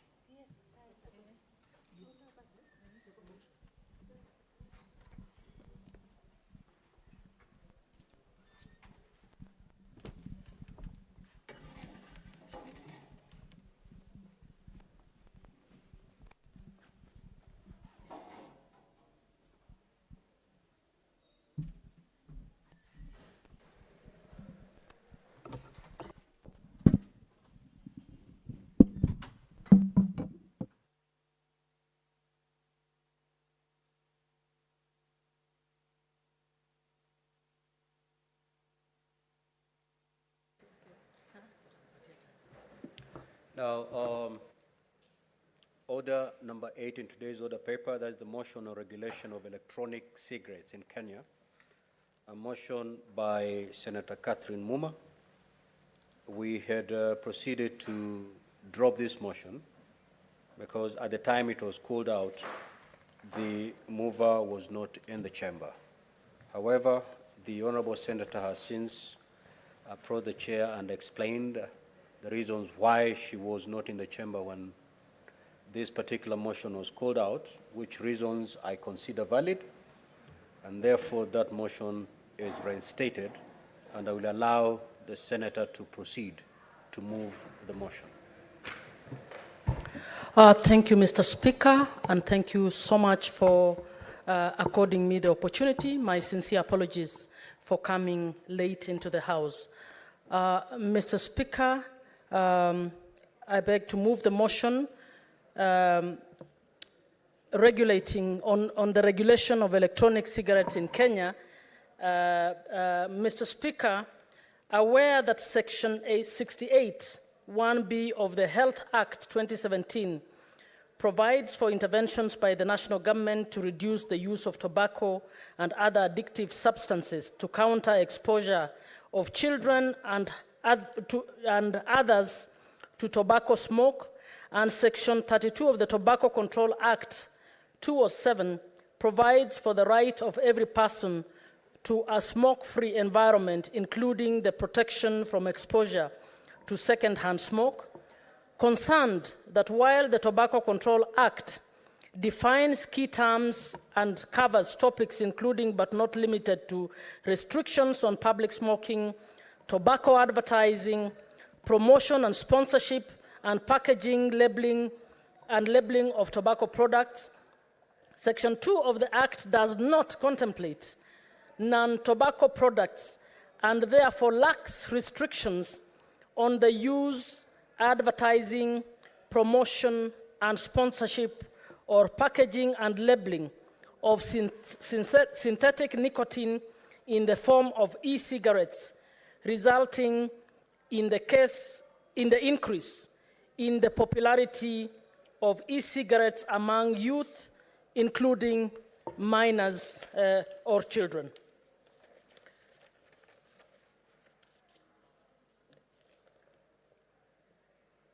Mr. Speaker, now therefore, the Senate resolved that the Ministry of Health should urgently convene an all-inclusive stakeholder forum to, number one, develop a national policy regulating e-cigarettes and all related elements, including vape pens, e-liquids, flavors, and their marketing and advertising in mainstream media as well as social media, and two, establish rules to govern the production, sale, advertising, and consumption of synthetic nicotine and control of illicit trade of counterfeit products.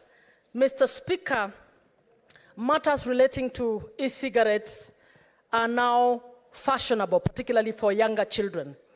Mr. Speaker, there are a number of schools, at least I know a few in Nairobi, that have had to actually issue circulars to parents to warn them about their children bringing to school or engaging in vaping and the partaking of e-cigarettes.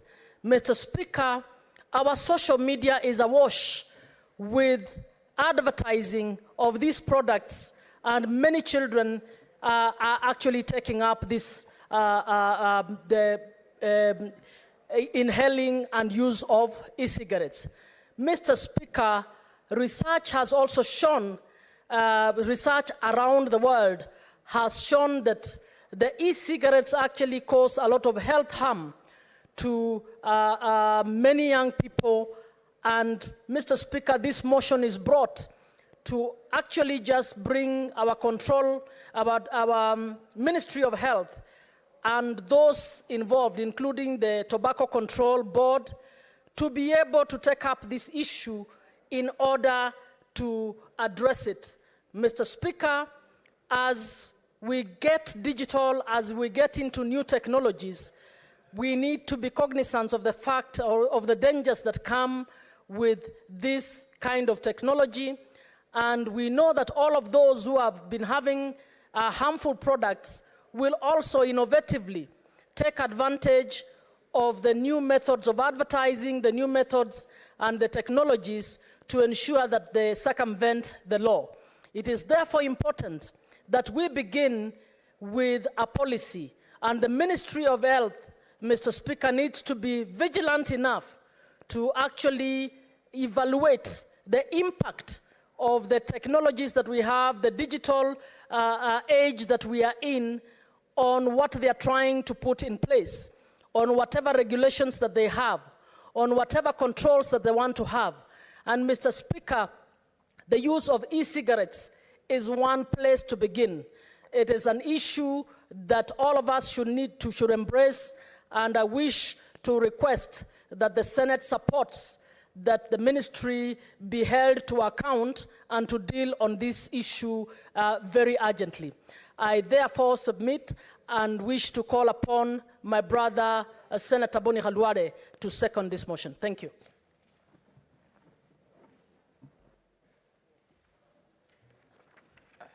Thank you, Mr. Speaker. Mr. Speaker, allow me to congratulate and thank Senator Catherine Muma for allowing me to second this very important motion, which to my mind, Mr. Speaker, is a deliberate strategy to go and target our children. Mr. Speaker, anything digital, anything sounding E, anything that looks like is new is always attractive to the youth.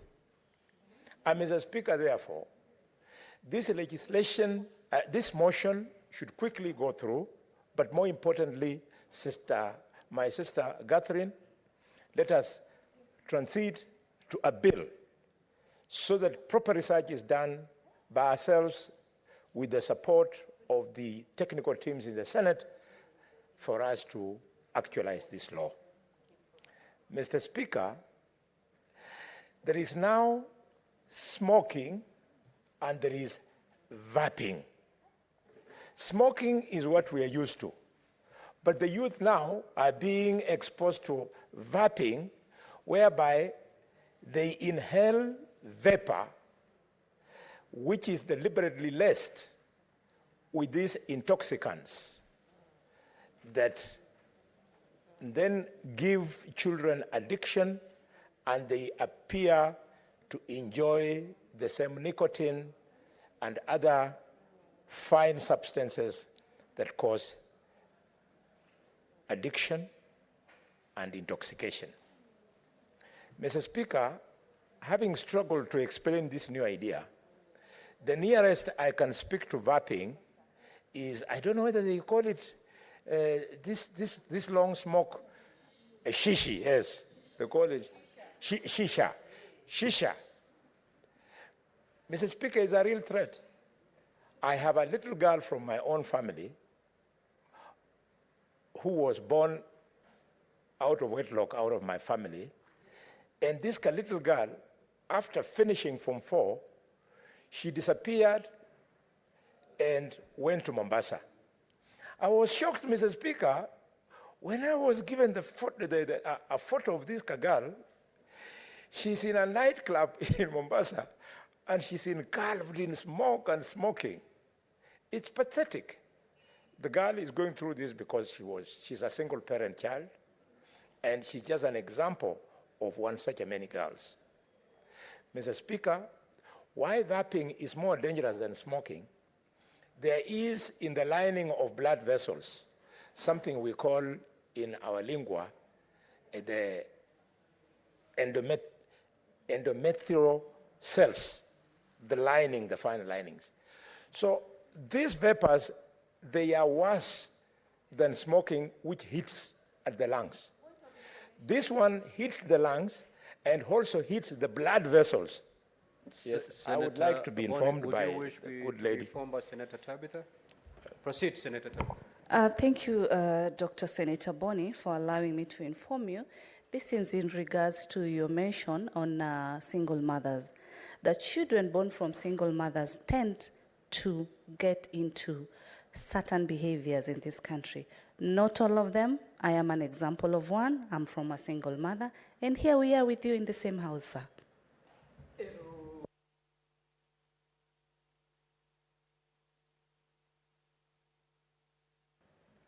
Thank you, Mr. Speaker. Mr. Speaker, my sympathies if the distinguished senator thought I was belittling single motherhood. But I want to encourage you, my dear senator, that always distinguish between the rule and the exception. You might have escaped, but you might be one of the exceptional ones. If you go to Mukuru kwa Njenga, you go to the slums in Madare, you go to the slums in Kibera, you go to the slums in Maraba, in Kakamega, the children from those single parent families truly face challenges, including, Mr. Speaker, as she knows, sexual harassment when they are being sent to the kiosk, exposure to shisha, and as I was saying before she informed me, then these vapors are worse because the lining of the blood vessels, called the endothelium, is then destroyed by these vapors. So the lung substance is not only destroyed, but the blood vessels are destroyed, and children. I think I'm now medical, and I don't see any modicum of medical training in your CV, and therefore don't waste my time. Mr. Speaker, sir, these are very serious issues. Senator Boni, would you wish to be informed? I'm politely asking her to restrain herself. I'll embarrass her father by exposing her lack of medical knowledge, for which she's not to blame. Or would you not? I don't wish to be informed. Then proceed. Yes. How can a doctor be informed by a layman, leave alone a quack? Mr. Speaker, sir, we must aggressively protect our children. And as a firm believer in family and a firm believer in the beauty of children, I'm so proud that I'm seconding this bill. Mr. Speaker, these guys of the so-called e-cigarettes have even added flavors, so that children who are even in kindergarten, they partake of it, and little do they realize that these nice tasting things are slowly addicting them. I congratulate the senator, and I wish to second the motion as moved. Thank you, Mr. Speaker. Honourable Senators, I now proceed to propose the question.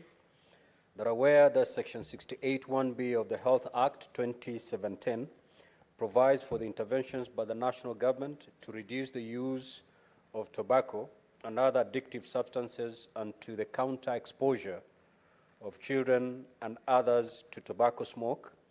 And Section 32 of the Tobacco Control Act 2007 provides for the right of every person to a smoke-free environment, including the protection from exposure to second-hand smoke. Concerned that while the Tobacco Control Act defines key terms and covers topics including, but not limited to, restrictions on public smoking, tobacco advertising, promotion and sponsorship, and packaging and labeling of tobacco products, Section 2 of the Act does not contemplate non-tobacco products and therefore lacks restrictions on the use, advertising, promotion and sponsorship, or packaging and labeling of synthetic nicotine in the form of e-cigarettes, resulting in the increase in popularity and consumption of e-cigarettes among the youth, including minor children. Now, therefore, the Senate resolves that the Ministry of Health should urgently convene an all-inclusive stakeholder forum to do the following. 1, develop a national policy regulating e-cigarettes and also related and or related elements, including vape pens, e-liquids, flavors, and their marketing and advertising in mainstream media as well as social media.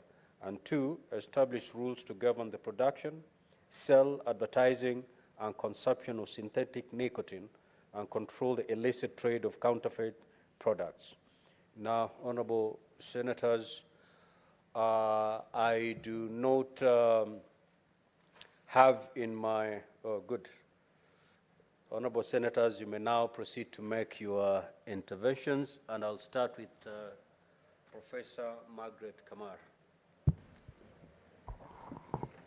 Thank you, Mr. Speaker, for giving me an opportunity to contribute to this motion by my dear sister, Senator Catherine Muma. Mr. Speaker, when I read this motion, I had to ask Senator Muma what she means by e-cigarettes, because things are evolving so fast that some of us are not even catching up with what they are. Mr. Speaker, I want to start by agreeing with Senator Alwale that beyond the recommendations that we are being given, we should be going towards a bill. And I want to encourage Senator Muma to quickly move towards developing a bill. Reasons being that the two recommendations he has given are actually recommendations that bring in regulations. They are recommendations that bring control. And this is extremely important at this time, Mr. Speaker. And the only way we can control is to have them in a bill so that we have a law that governs our conduct as far as these e-cigarettes are concerned. Mr. Speaker, we are in a generation that is very disturbing. A generation where we are losing a lot of our children. When I was in the 10th Parliament, and I was with you in the 10th Parliament, Mr. Speaker, I remember the Member of Parliament for Naivasha bringing a plea on the issue of drugs and drinking, and that Naivasha was leading and Limuru was almost on the deathbed. That we have lost youth to all sorts of drugs in form of cigarettes, as we are talking about, in form of drinking, and so forth. At the time, all of us were waking up to the reality that it was not just those two constituencies he mentioned about, but that actually at the backyard of each one of us, we could see children who have completely lost direction because of this. The current laws in the country, Mr. Speaker, are not able to sort out the mess that we are in as far as this one is concerned. In fact, Mr. Speaker, as Senator Alwale was talking of single parents, we even know children of pastors. Children of pastors, children who have been raised in homes that you would have thought they would never have been involved in these things, having been involved, and they're completely out. Shisha, smoking children of pastors. We know that the devil has arrived and is at large, and we cannot run away from it. So it is very important now that we regulate whoever is bringing it, what are you bringing, what is the content of what you are bringing, and what's the content of what you are selling. Mr. Speaker, in our laws, we talk of minimum age at 18. Has it made any impact to anybody? The highest concentration of use of even these cigarettes that I'm learning the name today is in the high schools. Our high schools have really become a den of drugs. Now we're trying to get other rules in the schools through the BOMs to ensure that children go to school, you search them until you almost search them naked to make sure that they are carrying nothing. What does it mean? It means even this age gap of 18 is not working. It means, although we are saying you cannot sell to somebody who is at 18, that is not controlling anything.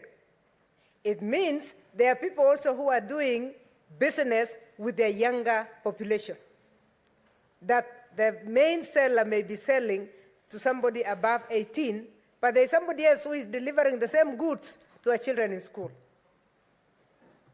It is something that will be very difficult that has been very difficult to control, because we talk of visiting days, and everybody is worried that visiting days, they don't know whether it is the parents who bring these things, but there are also people who sneak in alongside the parents.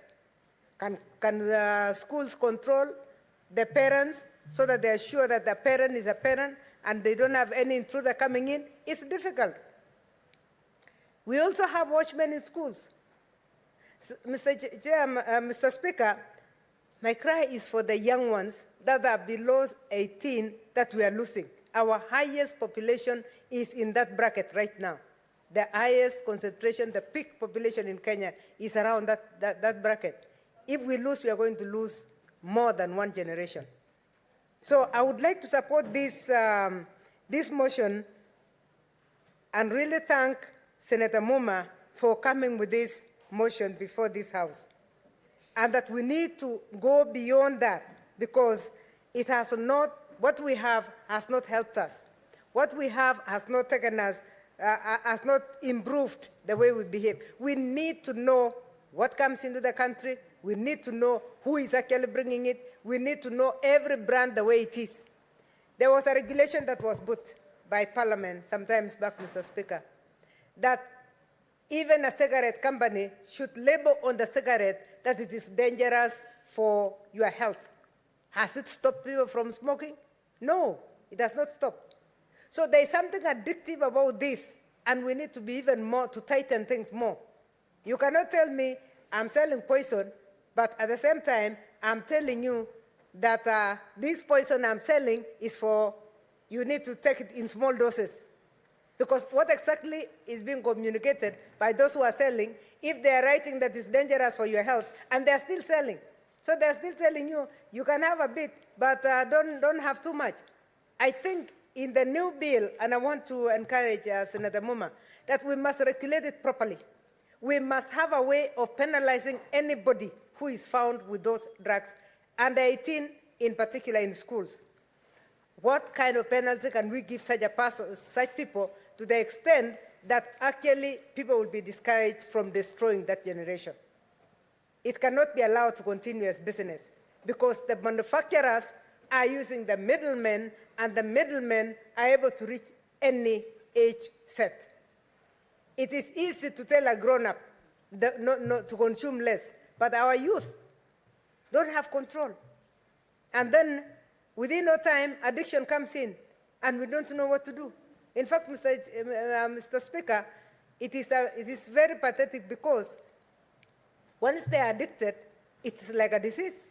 We cannot blame them. You can't arrest a drunkard and get anything out of such a person. We just have to rehabilitate them. So, Mr. Speaker, it is very, very important that we regulate by law so that we know the penalties that go with it. We know even the penalties that go with the students who are found with them. And I'm glad, Mr. Speaker, that as I'm talking, we have wonderful students in very nice uniform sitting up in your gallery. And we want to tell our students, that they are the future of this country.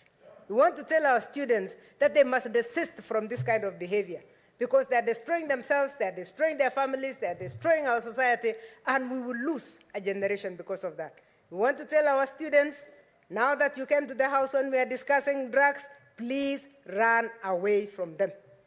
Even the Bible, which I believe says, resist the devil and it will flee from you. If you don't resist this thing, it will catch up with you. When you are fully addicted, it will be very, very difficult for you to get out of it. So we want to encourage our students. You have come here, you have heard our voices today. Please run away from this.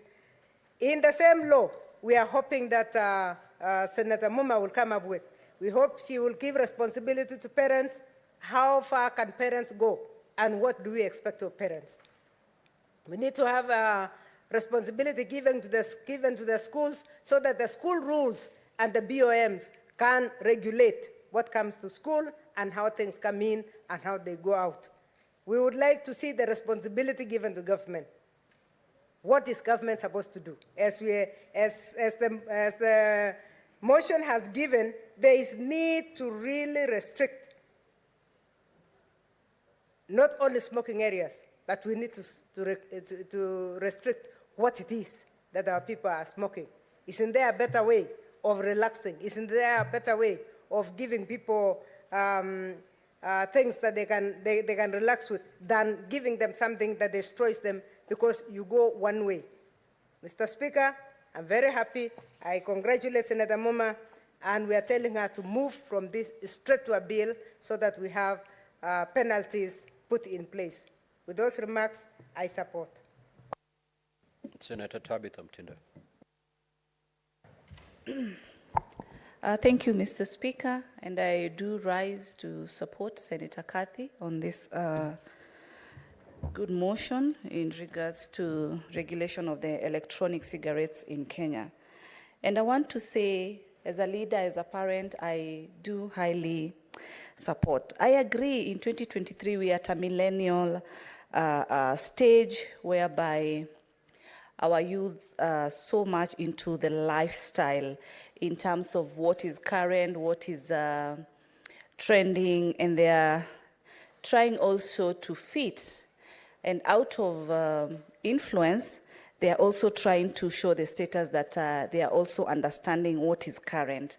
Because this kind of gadgets that are in place are current. In the 80s, in the 70s, we never used to have this. A bigger percentage of the electronic cigarettes, over 80–90% is with the youths.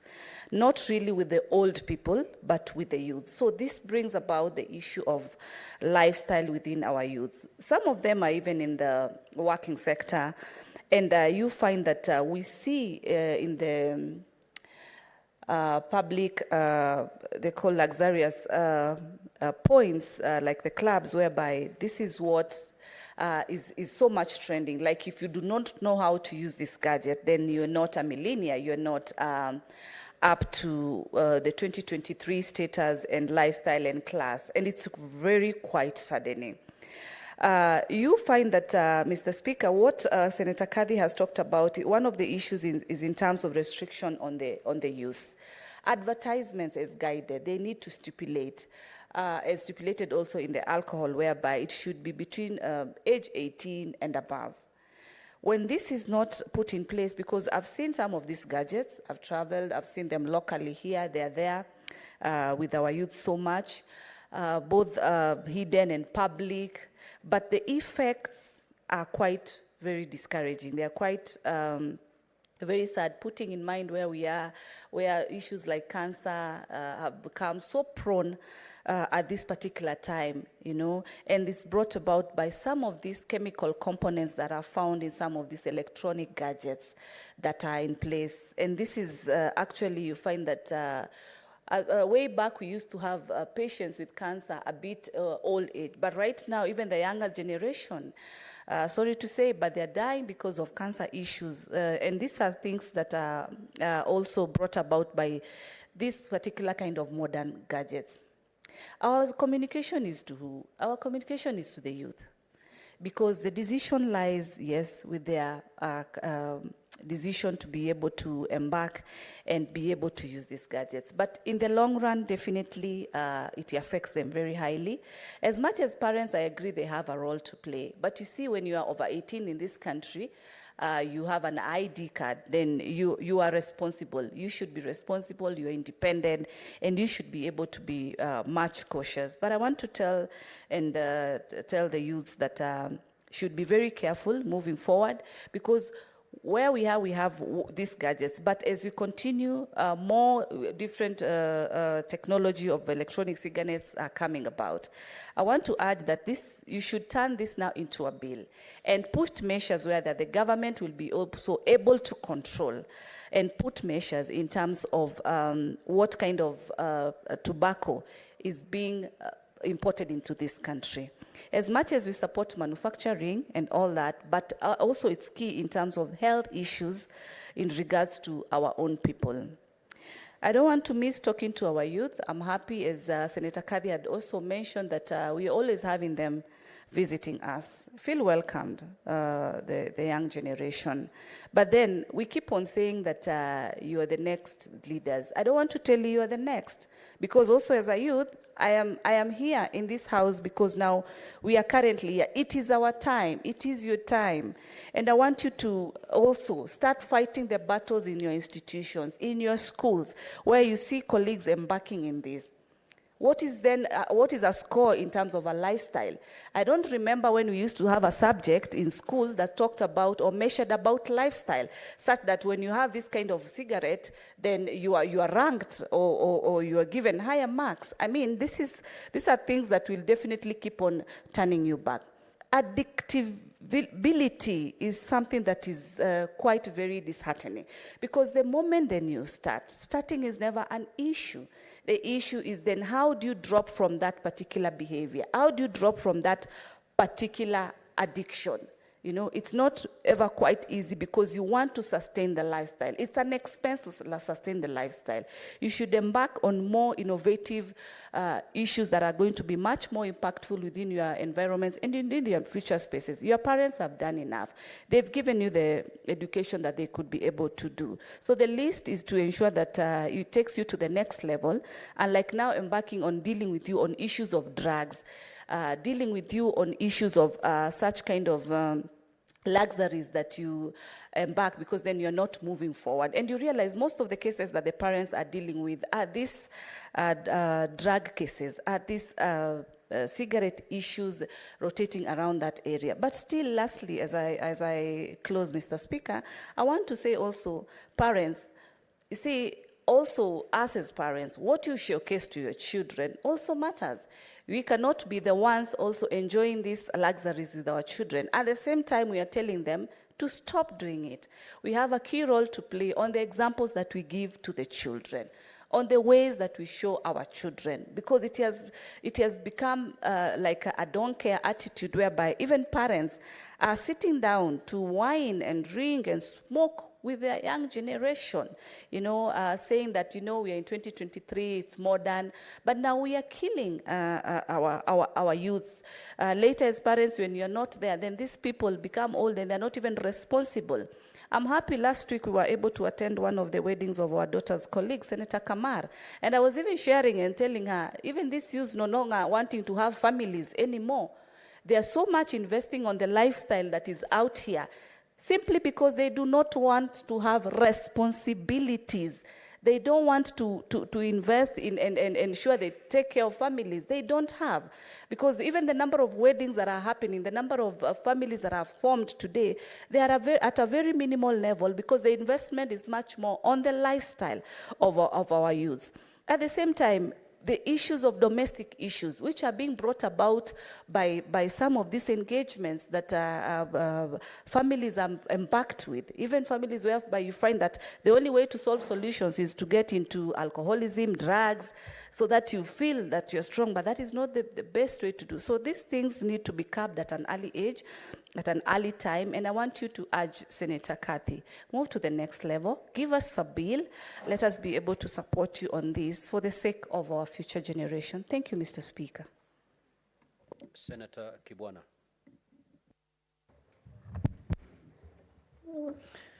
Asante Bwana Spika, na mimi naomba kuchangia kidogo uvutaji wa wanaita e-cigarette ama ni shisha. Kusema kweli, hili ni janga kubwa kwa vijana wetu, wamejiingiza katika haya matatizo ya kuvuta. Na inaonekana kuwa wakianza kuvuta hii e-cigarette ama shisha ama ingine inaitwa vape, ni kuwa wanajiingiza katika mambo mengi zaidi. Hii shisha na hizi e-cigarette zimeongezewa vitu vingine, vitu kama bangi, ya kuwapoteza watoto wetu, na unaona kuwa hiyo sio sigara tu, lakini vitu vingine zaidi vimeongezwa. Kusema kweli, hii ni tatizo kubwa, kwa sababu kwanza inaleta matatizo ya moyo, inaleta fungus kwenye kifua, tuseme pia kifua kikuu, inaleta pia kwa wale bado wanawake wajawazito, inaleta watoto wanazaliwa wakiwa na kilo kidogo, tasema mtoto mwenye uzito mdogo, na pia kuchakaa kwa ngozi. Inaleta fangasi ama asthma pia, na hii ni addiction kubwa sana. In fact, wao wenyewe wanajiletea hii uraibu wa nicotine. Unajikuta ukitoka hapo unajiingiza kwenye pombe, unajiingiza kwenye uraibu zaidi, unajiingiza katika hii nyingine, vitu vingine wanaita mogoka. Kila kitu inajiongeza wakiweza kuanza kutumia hii. Kwa hivyo ni kweli wazazi pia tumewalegeza sana watoto, na sisi pia tumelegeza kamba kuangalia watoto na kuwaweka sawa, ili kuwaweka kwa njia iliyonyooka, kuwa wasiingie katika haya majaribio. Ni vizuri tuko na vijana wetu hapa, ni students wetu hapa, tunawasihi na wao wasijiingize. Ndio hii siku hizi kuna msemo wanasema my cigarette my choice, my shisha my choice. Kwa hivyo tunawaomba na wao wasijiingize katika hili janga, manake nilijanga ni shida pia ya kujitoa. Tunasema hili ni tuweze madaktari ama nini, kitu inaitwa mental health, pia tuweze kuwasaidia hawa watoto wetu, because tunajiuliza kwa nini wamejiingiza katika hiyo. Pia kuna hiyo njia ya mental health, tunafaa kuweza kuwasaidia. Lakini nilikuwa nataka kumweleza kakangu Seneta Boni Khalwale kwa kusema kweli watoto wote wengi wale amewataja kuwa wameingia katika hii kuwa ni wazazi single mothers, kusema kweli hiyo nakataa nayo, kwa sababu kuwa hawa single mothers ni wale wao bwana mwenyewe ameoa bibi wengi na amedecide kuwaacha, watafanya nini? Bado jina itaitwa single mothers. Kwa hivyo sio kweli. Kuna wamama wengine kusema kweli wanatekeleza majukumu yao kushinda hata vile watoto wako na wazazi wote wawili. Kwa hivyo hilo jambo nakataa nalo, na utakuta watoto wengine wameshikilia vizuri, wazazi wa mama wameshikilia vizuri nyumba zao. Naongezea na namshukuru dada yetu Senator Catherine Muma kwa kuleta hii, na mimi nakubaliana nao kama Senator Mutinda kuwa iwe bill ili tuweze kuweza kuizungumzia zaidi na kuisukuma zaidi. Hii ni challenge kubwa sana kwa sisi wazazi, kwa watoto wetu tujaribu kuwashikilia wasiingie katika hili shimo la kuvuta hii nini inaitwa e-cigarette na shisha. Na kwa sababu pia kuna saratani ya kifua. Hilo ndio janga kubwa sana, kwanza tunafaa kuliangalia. Bwana Spika, nafikiria ni hayo tu niko nayo ya kuchangia, na ni mengi zaidi ukiangalia ili janga ni likubwa zaidi, lakini kwa sasa na support hii motion ya dada yetu Senator Muma. Asante. Senator Chiranke.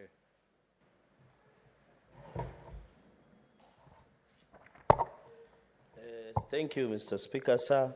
I want from the onset to congratulate Senator Catherine Muma for this wonderful motion. Mr. Speaker, sir, I think as we go into the future, there are many things that were not regulated before, but now, Mr. Speaker, is being regulated by is yet to be recognized.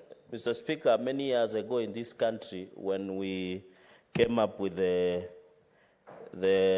Tobacco Control Act, Cap 245A, people used to know of the traditional smoking, buying the physical cigarette, and that is why, Mr. Speaker, there were aspects where a smoking zone was being designated. I think there was a debate when some of us were still very young. And this e-cigarette, I interacted with a very senior person. I don't want to divulge who he was, when we were in New York at the United Nations General Assembly in 2017. At that time, Mr. Speaker, it had not become common. It was associated with cool kids and people with means. And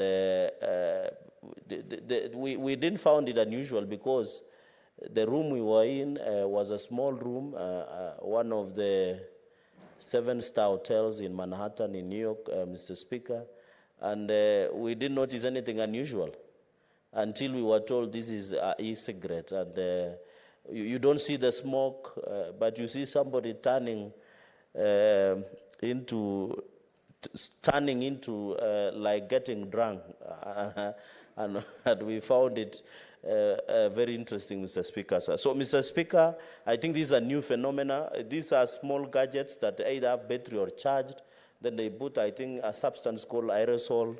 That substance, Mr. Speaker, and according to CDC, Center for Disease Control, Africa and the world, is that substance has nicotine. There is a wrong perception that e-cigarettes does not have nicotine. It has. And it has other substances like thick metals, Mr. Speaker, like lead and tin, that are cancer-causing.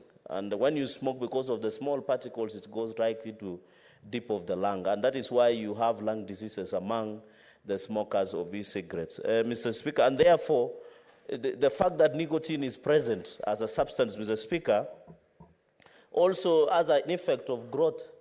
You know, young people grow up to mid-20s, according to some research, and the good doctor is seated next to me. It will also stifle the growth.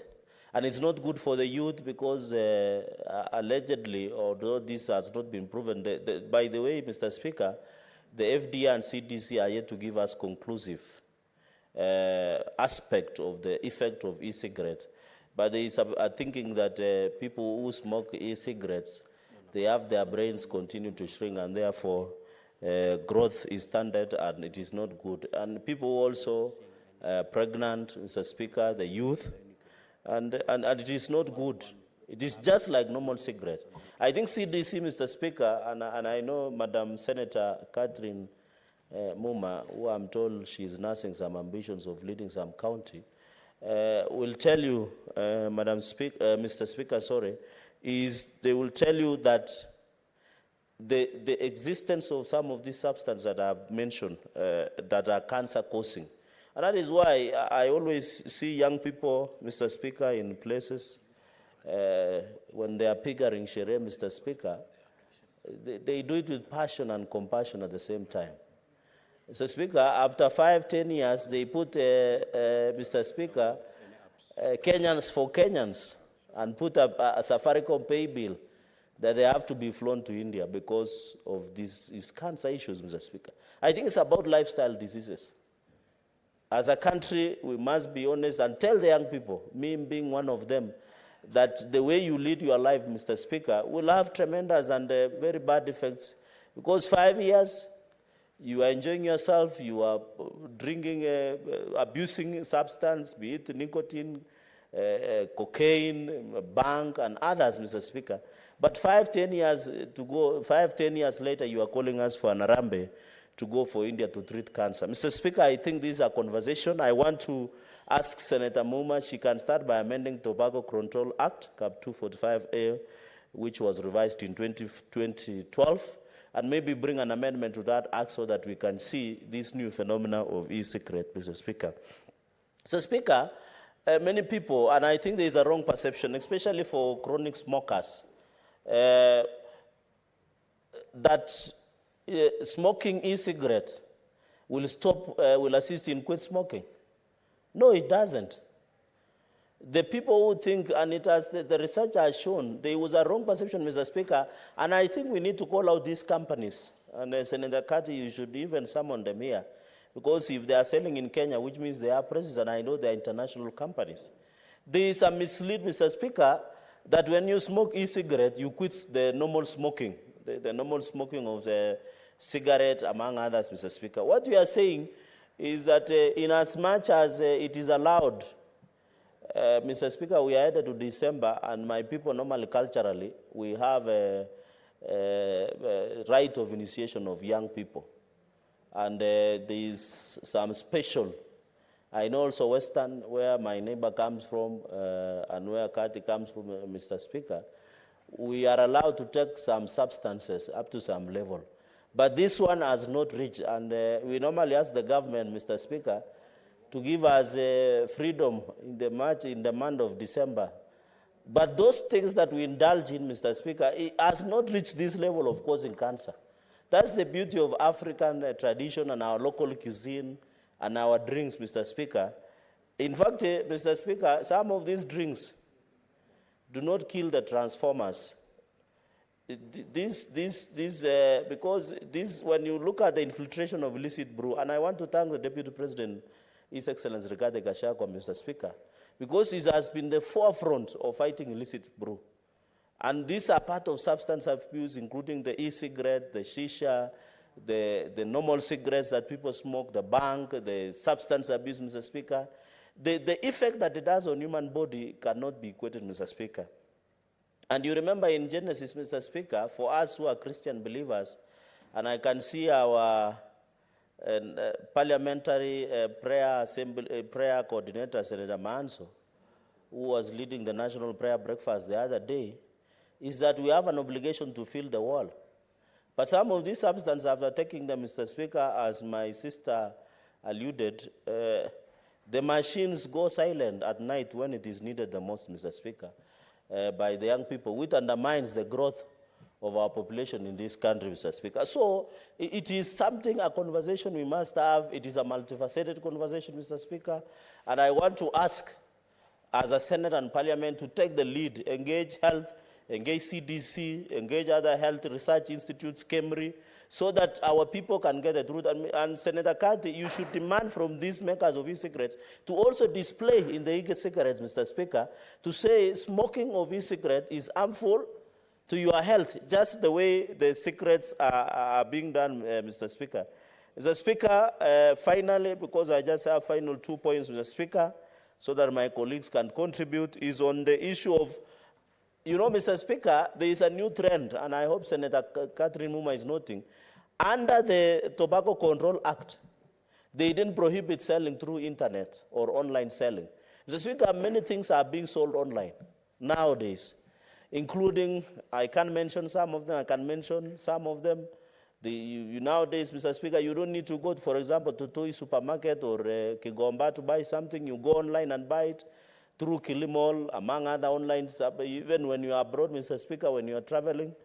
And I think some of us have been long traveling, and I know the Commissioner will note this one, Senator Okongo Mgeni, Senior Counsel. Mr. Speaker, the fact that some of us have traveled is my village in Mosoriat and back to Nairobi. So for some of us who have a privilege of traveling before, is you can sit in your hotel somewhere. I don't know whether Senator Wambua is also a victim of only traveling to Kitui and Nairobi. Is where you can sit in your hotel, Mr. Speaker, and you just buy your tie or your suit or your cloth or anything. So, Kathy, you must amend the tobacco and ensure that if they sell through the internet and online selling, they must be prohibited, or they must display a caveat or a caution, Mr. Speaker, so that when our young people, Mr. Speaker, this issue of internet, we must regulate. That's why our young people can watch pornography issues on internet. You can see even there was a child that was being rescued. Even pedophiles thrive in internet, Mr. Speaker. And I think I want to thank the government, Mr. Speaker, and the president for having a meeting in Silicon Valley and also with TikTok owners. Because, Mr. Speaker, after 2 a.m., after 1 a.m., Mr. Speaker, to around 4 a.m. in the morning, especially Kenyan time, for some of us, I'm not a night runner, but some of us who are late, who don't sleep very early, Mr. Speaker, because of other duties, you find when you used to go to TikTok live, Mr. Speaker, it was embarrassing.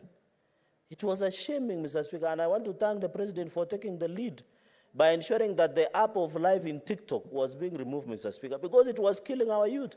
Mr. Speaker, you have your son and daughter, they cannot wake up before midday, because they were at TikTok the whole morning. That is what was encouraging pedophile activities, and even a girl was being recruited going to Zambia to look for somebody in Zambia, Mr. Speaker. And that is why we must agree on the issue of online marketing.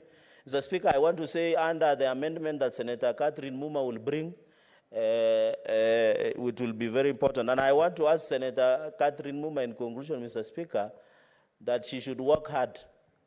Wananchi notice such efforts. And when your time comes, you will reap. They say you don't reap what you didn't sow, Mr. Speaker.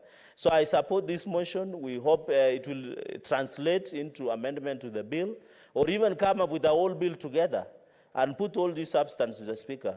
And I want to ask the necessary agencies to continue, Kenya Bureau of Standards and other agencies to continue cracking down the issues of substance so that our young people can be free, they can be energetic and serve this nation to another level. Mr. Speaker, with your indulgence and with tremendous respect, thank you for giving me this opportunity, and thank you for allowing me to add our voice and continue to ask our young people to try and keep off from drugs, because it does not help in any way. I thank you, Mr. Speaker, sir. Senator Manzo. Thank you, Mr. Speaker, for giving an opportunity to contribute in this very important motion. Mr. Speaker, this cigarette smoking has walked a journey in history from the days to enough research has not been done, and from the days the problem was not certain. Mr. Speaker, I want to move a little bit from the way we have done it this morning and do it by example. When I was in lower primary school, Mr. Speaker, and I had climbed a bus, and the tout was smoking, and that smell, I could smell it. I found it so nice, and I thought it was very cool, and I told myself when I grow up, I will definitely smoke because it's a very good thing. But when I went to high school, I found Dr. Griffin, the then director of Sarai Boys Center, was struggling to stop smoking. And he had used various methods, and it was very difficult for him to get out of addiction of nicotine. And he had even gotten experts to help him from abroad, and one of it was, that's what Honorable Cheregei, my good friend, has talked about. I don't know what has happened to his eyes. Maybe somebody smoked near him. You tell me of a lunch hour. You know, he was, even you see the filters. You know, there was that myth. If you go E and you use filters and eventually you know you'll quit, you know, through that method. And it took him a long time to eventually quit smoking. And later on, as I grew up and I had very strict parents, I learned that cigarette smoking was harmful to health. And again, there was an advertisement which used to run on radio because the law had not developed as it is today. And the singing of the lady in that advertisement was so amazing in that it kept on ringing in my mind for many years, even up to today. And you see, that's what advertising done. And now advertising has moved from radio and from television to e-advertising and e-selling, where this is what Senator Muma is trying to address. And it can be, you know, if it is online, wrong message will be passed. The message that cigarette smoking is dangerous, which is written on some of the cigarettes, as you know, and some pictures there, you know, drawn there about cancer and other defects.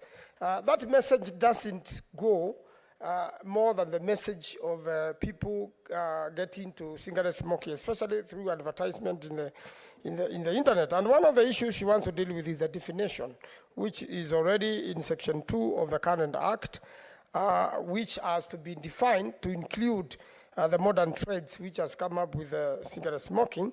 Then the age is 18. But what happens to secondary smokers?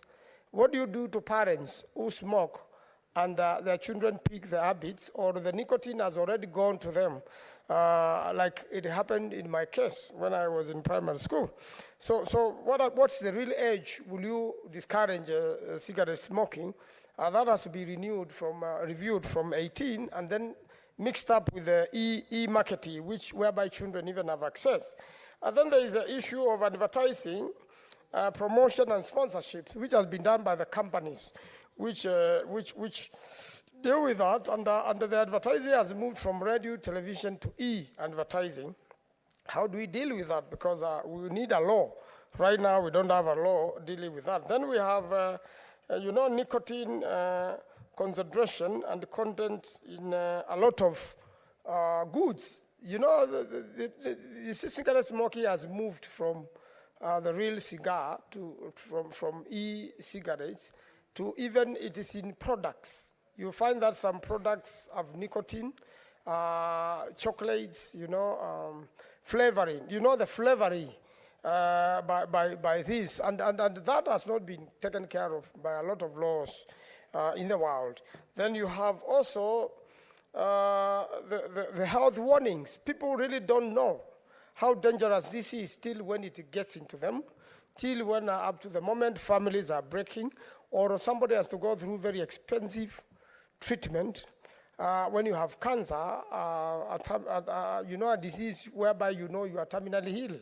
Even if you are flown to India, even if you are taken anywhere, even if you have, people are just fundraising to extend your life.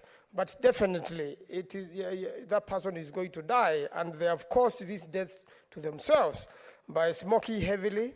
And again, also, when young ladies smoke, they are expecting, and the nicotine stays in the body and affects pregnancies. Then you have children born unhealthy. We have really not gone into the details of this in terms of our law. And then there is the issue of taxation and the pricing. So that cigarettes and business should be so expensive to run, and should be so expensive for an individual to entertain himself with a cigarette by making sure that's the right place to tax, but unfortunately not fuel. We should really be taxing on that particular area heavily to make sure that cigarette smoking is contained. And again, also smoking in public places, in buses, in matatu, in hotels. Even in the towns now we have a law designating this. And then what is the role of devolution? What's the role of the counties? We are just about to do a devolution conference in Mashinani. So then how this is a matter which is also devolved. It's a national matter, and at the same time it's a devolved matter. So how do we go about that, and exactly so that we can make sure? Now, there are countries which Honorable Muma has talked about. There are quite a number of more countries she has not captured who have dealt with this scenario. And they come from the Commonwealth jurisdiction. We share similarity in history and our lawmaking. And I believe, Mr. Speaker, we should copy some of these good examples in the world so that we can fight cigarette smoking, especially the e-cigarette smoking and the e-marketing and everything which has now gone electronic, dealing with cigarette smoking. And whatever the filtering, the final dangerous active reagent is nicotine. What do we do to make sure that nicotine does not affect children or people who are not willing to be affected, or secondary smokers? I do support, and I'm willing to work with a very active Senator Muma, whose husband was my lecturer at University of Nairobi as a law student. And it's a family I admire very much on what they do to change the lives of people in many, many spheres of life. I really want to work with her to make sure transforms into a bill, and we can make strong laws to make sure children of this country, and to make sure secondary smokers or people not willing to smoke are assisted, and to make sure that those who smoke, they know they are killing themselves. I thank you, Mr. Speaker. I support. Senator Joyce Korir.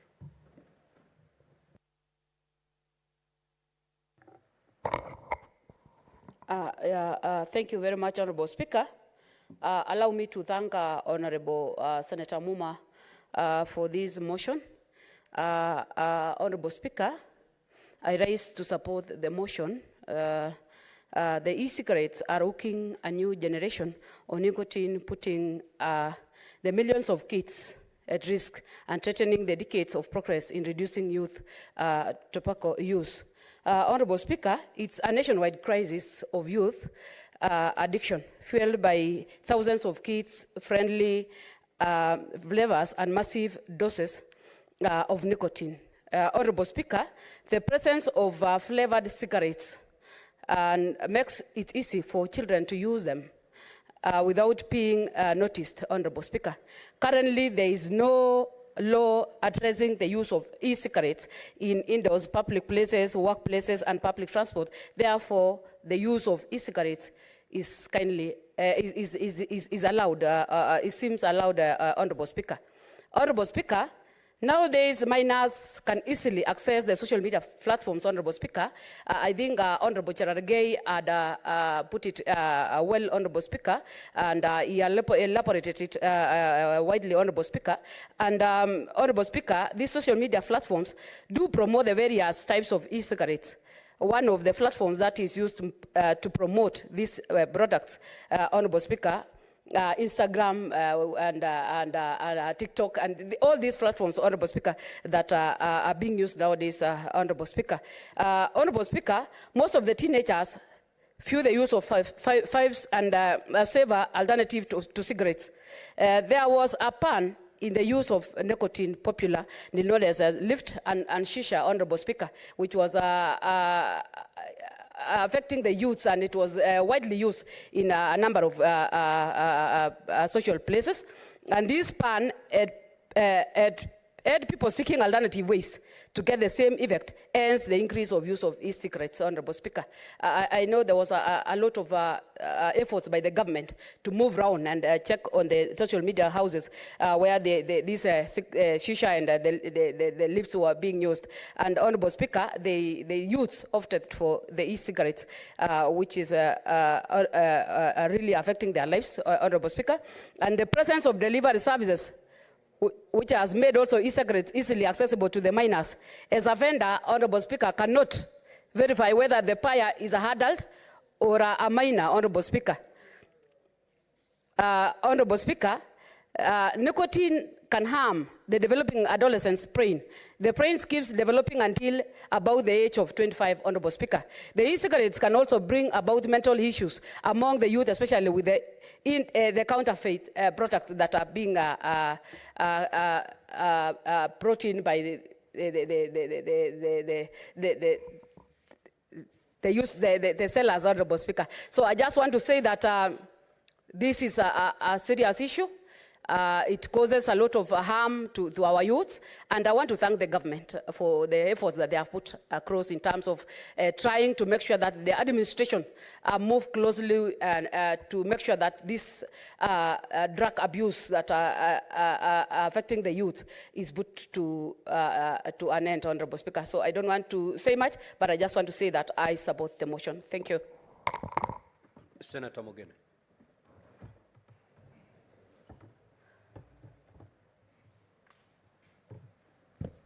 Thank you, Mr. Speaker, for giving me an opportunity to also make my contribution. Mr. Speaker, I will not belabor the point that honorable senators have raised before the floor on the dangers that are posed to our young people who engage in e-cigarettes smoking. Most of us who are parents, who have nieces, neighbors, young children, we know that it's almost becoming the in thing, Mr. Speaker, for any young adult, not even a young adult, even those who have not attained the age of 18, to think that it's very cool to engage in e-cigarette smoking. And these cigarettes are all over, available in many of the outlets. So, Mr. Speaker, this motion is very timely because as a country, we need to respond to a crisis that we are facing. When I project, Mr. Speaker, 100 or 50 years, when maybe some of us will no longer be in this world, I don't know what kind of generation we are going to leave behind. It's a crisis that should worry all of us. Our grandparents, our parents used to care about how they hand over to the next generation. But it seems for us, we are a country that is in a crisis. That's why, Mr. Speaker, we need to look deeply into this motion and see what interventions the government can put in place. It's good to adopt maybe best practices from the West, but they have also come with a cost to us. When we were in school, Mr. Speaker, we had very strict rules. You knew that there are some things if you did, you will get serious caning from teachers. And I'm sure people like Senator Galwale may have been caned once or twice. Because teachers were not joking. They were serious. They wanted to mold generations for the future. But now we have come with another freedom where our young people can question teachers. Our young people don't have the respect we had for teachers. In my days, Mr. Speaker, if I'm walking and a teacher is approaching, I stop, I freeze. The teacher passes before I pass. If a teacher says there is no smoking in school, you need business. And the consequences were serious. If you are caught, it could begin with a suspension, then it ends with an expulsion. So we really must urge the government to come with new policies in our schools where those who are caught can also face serious consequences. But I also feel that, Mr. Speaker, our principals, our teachers, are not doing enough to raise awareness. In our days in 1984-85, when we had the outbreak of HIV/AIDS, Mr. Speaker, there was a lot of effort from our teachers to educate us about what AIDS was all about, the risk. My principal, the late Alex Chacha, was so graphic, Mr. Speaker. He said, young boys, if you joke, the word he used is, if you put it, you get it. You get it, you are dead. And it sank in. And I remember that the MOH was brought to school to teach us about the symptoms of AIDS. And it was so scary. So before you tune a lady, you used to remember what you were told by the MOH. What are the symptoms? Those days they used to say you will go within 6 months. But I don't think currently we have these kind of programs in our schools where we invite people to come, talk to our young kids. And if we want to make it cool, let's go to a situation where we even take our young kids to workshops. And we get their peers who can talk to them about the dangers of these things. Because this is something worth an investment from our government. I am told, I'm lucky, Mr. Speaker, because I've never been a smoker myself, but I'm told that if you put intervention early enough, you can save some of these kids. Mr. Speaker, why can't we have a budget by the government? If Kalwale is a doctor, he will tell us. I'm told there are some substances. If you are given, you are in smoking, it could help you in quitting. So that, Mr. Speaker, some of these young people, before they get into full addiction, the government can set aside money where they get treatment at the expense of the government, so that we assist them. But, Mr. Speaker, I'm even worried of a serious problem, the problem of hard drugs. And when we passed our Constitution 2010, we committed a few mistakes. One of them, Mr. Speaker, is what we put in chapter 4 of our Constitution, that every offense is bailable. You get somebody today offering drugs to young people, even if it's a 12-year-old, he goes to court, he's charged, tomorrow he's free. He goes back to the market to sell the substance to more children. In countries like China, if you are caught with the drugs, Mr. Speaker, you can be sure that that is the end of your freedom till your case is heard and determined. And I think we need to revisit.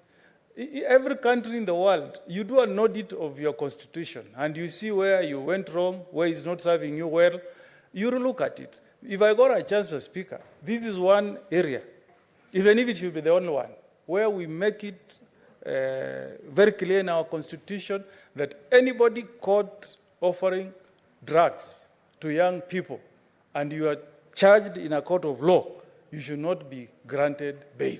So that we reduce the number of people roaming here, out here, offering drugs to our children, Mr. Speaker. I don't know why we fear amending the Constitution. The Americans, Mr. Speaker, it took 2 years after 1787 for them to relook at their Constitution and propose amendments. The Bill of Rights was not in the American Constitution when it was enacted in 1787.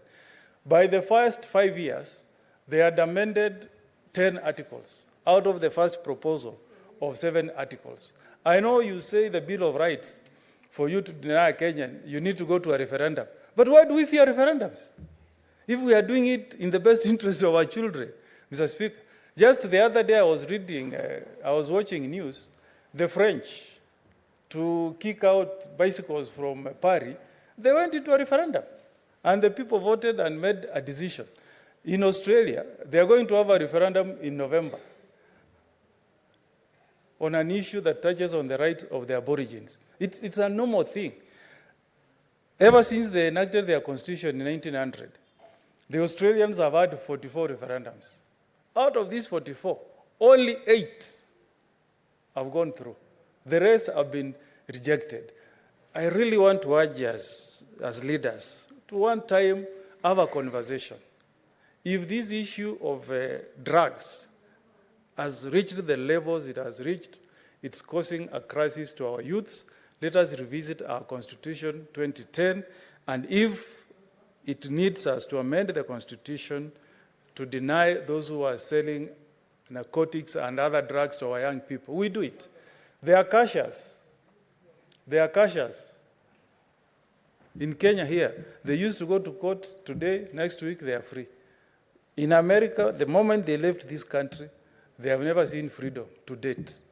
And that's how you deal with hard drugs. It's not a matter to joke with, Mr. Speaker. That's why many countries take it seriously.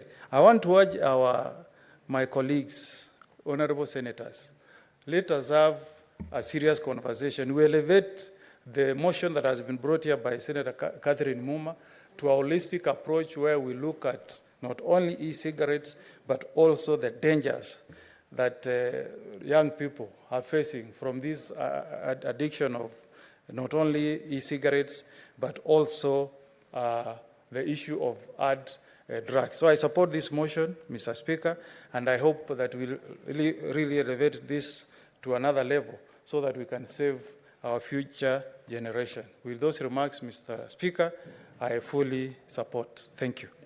Senator Wambua.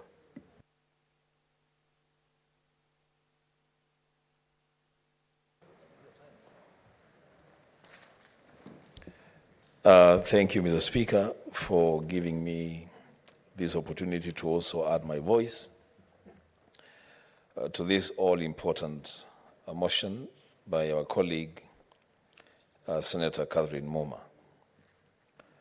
The Speaker, from the onset, I support the motion, but as my colleagues have said, perhaps the promoter of the motion may want to consider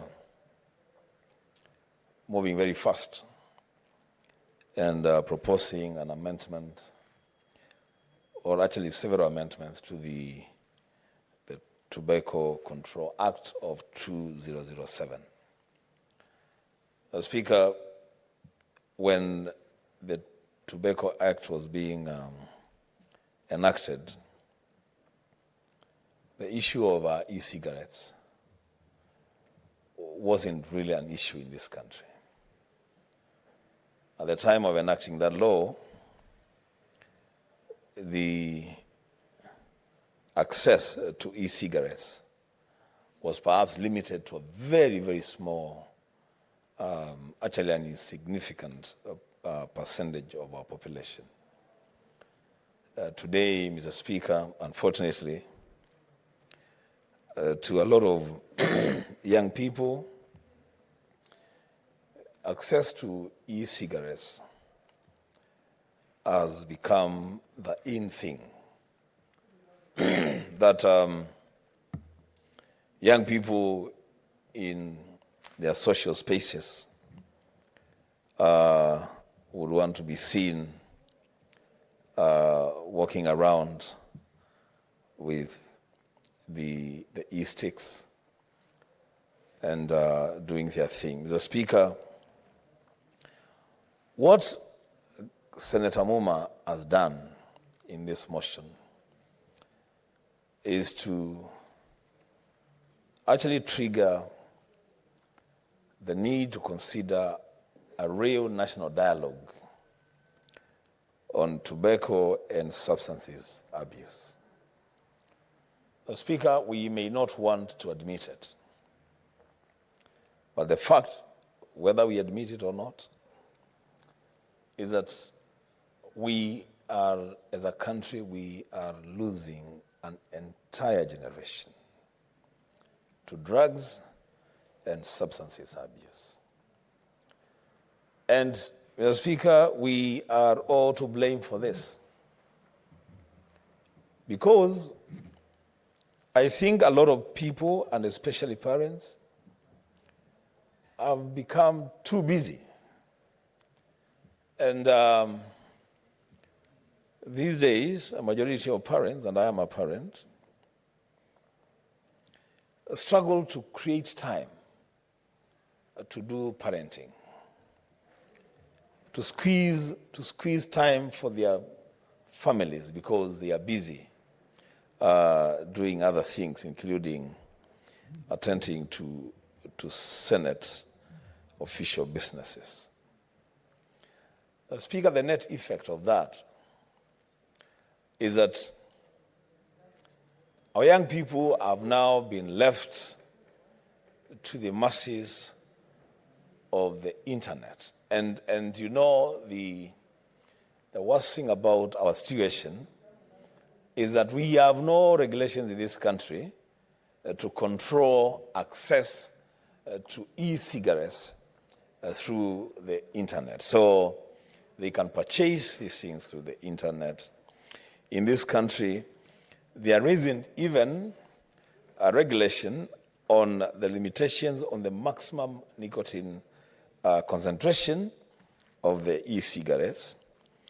There is no requirement, Mr. Speaker, to have health warnings on the product packaging. Mr. Speaker, smoking e-cigarettes is permitted in this country in public spaces, including even in public transport. Mr. Speaker, yes, this is a lifestyle thing. It may look cool and trendy to our young people, but as a leadership, as a nation, we have a responsibility, a duty of care to snatch our young people from the snares of e-cigarettes and the abuse of substances. So, Mr. Speaker, I will join my colleagues in congratulating Senator Muma for coming up with this motion and asking her then to move, as I said, and propose the necessary amendments to the Tobacco Control Act of 2007 so that we can have a real conversation, so that we can get an opportunity for the public to participate in enacting laws that are relevant to our situation and to our country at such a time as this. The Speaker, with those remarks, I support. Senator Montet. Thank you, Mr. Speaker, sir. I also rise to support the motion, very important motion, brought up by my colleagues, Senator Kadhi, touching on a very, very important part of our society, our youth, and the future, our future. Mr. Speaker, sir, I want to encourage him, as my colleagues have, that this motion should be elevated to the next level so that we can have the laws guiding this purchase and the smoking and everything concerning e-cigarette. It's so sad, Mr. Speaker, sir, that the e-cigarette has really been abused by our youth. Now, most cases very hard, dangerous drugs are added into those cigarettes as they take them in their social setups. And we end up having a very, very saddening situations, having so many of our youth in rehabilitation centers looking very bad. Mr. Speaker, sir, it is, because there is no law, the law is not there to govern this particular issue on e-cigarettes. Even the teachers in schools are finding it very difficult to control the use of e-cigarettes. As it has been said by many of my colleagues, that it has become the norm or the cool thing to be on e-cigarettes on our youth. And the fact that most of our youth are able to access the internet at a very early age and with no controls Mr. Speaker, sir, this has really contributed a lot in promotion of abusing this substance. So, Mr. Speaker, sir, I would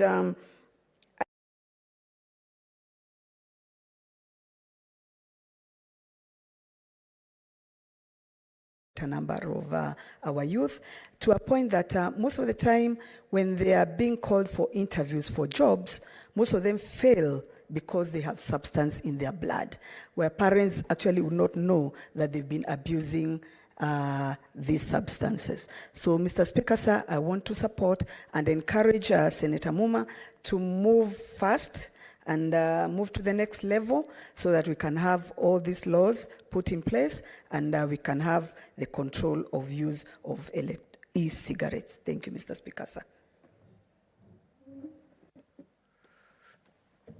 Senator Muma, you may now proceed to. Thank you, Mr. Speaker. I rise to reply. First, to thank my colleagues who have contributed quite a lot.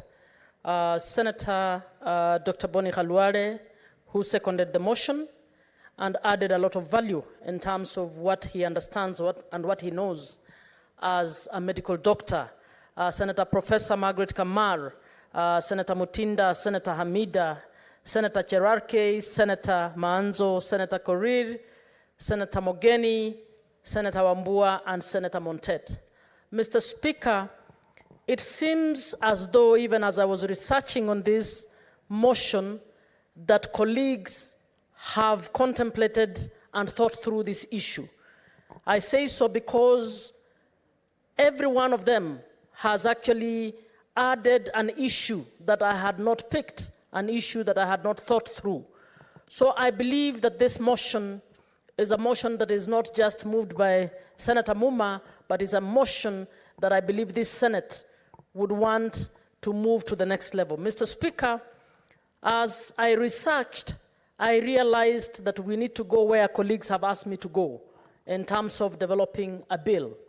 And I have in fact done a research paper that I will be forwarding to the legal team to help us to draft that bill. Mr. Speaker, I call on everyone in the House to be ready to contribute to this bill so that this bill is our bill and is a bill for the Kenyan people and the Kenyan young people. I wish to therefore support and submit and thank the House for the entire support. Speaker, I also want to thank you for sitting throughout. I know I was not able to relieve you because I was the mover of the motion. I really appreciate that you are able to sit through the whole session. Thank you very much, Mr. Speaker.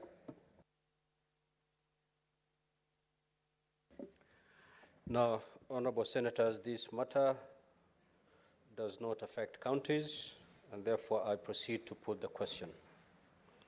That aware that Section 68(1)(b) of the Health Act 2017 provides for interventions by the national government to reduce the use of tobacco and other addictive substances and to counter exposure of children and others to tobacco smoke, and Section 32 of the Tobacco Control Act 2007 provides for the right of every person to a smoke-free environment, including the protection from exposure to second-hand smoke.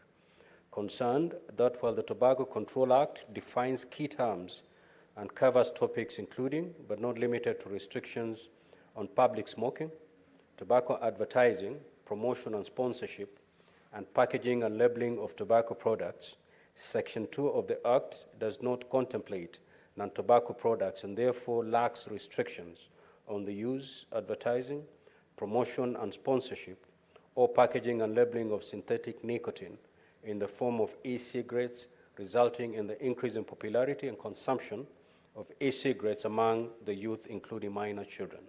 Now, therefore, the Senate resolves that the Minister of Health should urgently convene an all-inclusive stakeholder forum to do the following. 1, develop a national policy regulating e-cigarettes and all related elements, including vape pens, e-liquids, flavors, and their marketing and advertising in mainstream media, as well as social media. And 2, establish rules to govern the production, sale, advertising, and consumption of synthetic nicotine and control the illicit trade of counterfeit products. Will as many as of that opinion say aye? Aye. Will as many as of the contrary opinion say nay?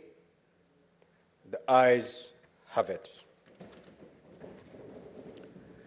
Now, honorable senators, there being no other business on the order paper, the Senate stands adjourned until today, Wednesday, 20th, 2023 at 2:30 p.m.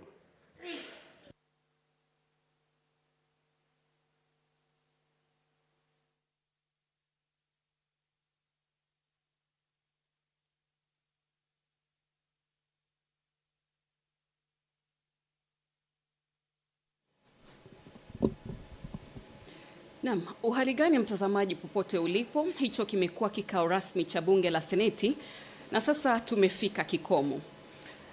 Nikirudi tu nyuma ni kwamba waziri wa leba na masuala ya jamii Mheshimiwa Florence Bore alikabiliana na maswali kutoka kwa Seneta George Mbugua ambaye ni seneta mteule. Na katika kukabiliana na maswali, waziri Bore aliangazia maswala ya walemavu na nafasi za kazi. Kisha aliangazia idadi takriban ya walemavu walioandikwa katika sekta ya umma. Akaangazia sheria ambayo inasema 5% ya nafasi za kazi zinazotangazwa ziwaendee walemavu. Hii sheria inapatikana katika sehemu ya 13 ya sheria ya 14 ya mwaka wa 2003. Sheria ambayo inahusu watu wanaoishi na ulemavu. Waziri Bore pia aliangazia hatua ama juhudi ambazo serikali inafanya kuona kwamba sekta ya umma na pia sekta ya kibinafsi zinatii vipengee vya sheria vinavyohusu kuajiriwa kwa walemavu na pia haki za wafanyikazi na walemavu. Hatimaye aliangazia juhudi za serikali kuona kwamba umma unahamasishwa vilivyo kuhusu ulemavu kwa minajili ya kuondoa na kuua kabisa unyanyapaa dhidi ya ulemavu na walemavu.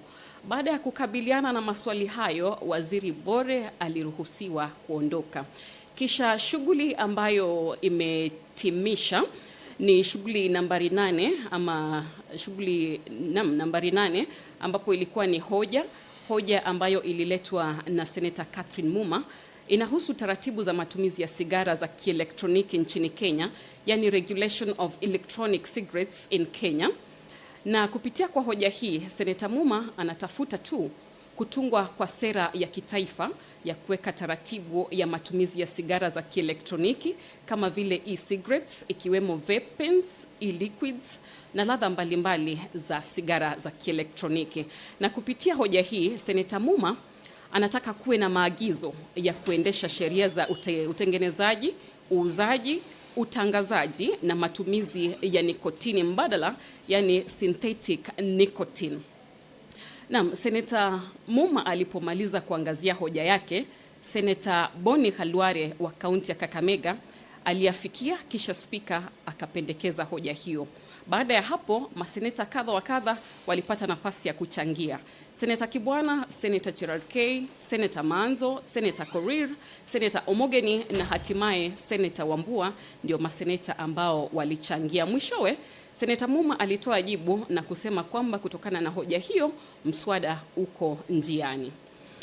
Naam, mtazamaji, kufikia hapo ningependa kukumbusha kwamba mnamo saa 8:30 alasiri kutakuwa na kikao kingine cha bunge la Seneti, na kuomba wakati huo utakapofika usipitwe. Kwa sasa sina la ziada, nimekuwa wako Vusaka Litu na kutakia adhuhuri njema.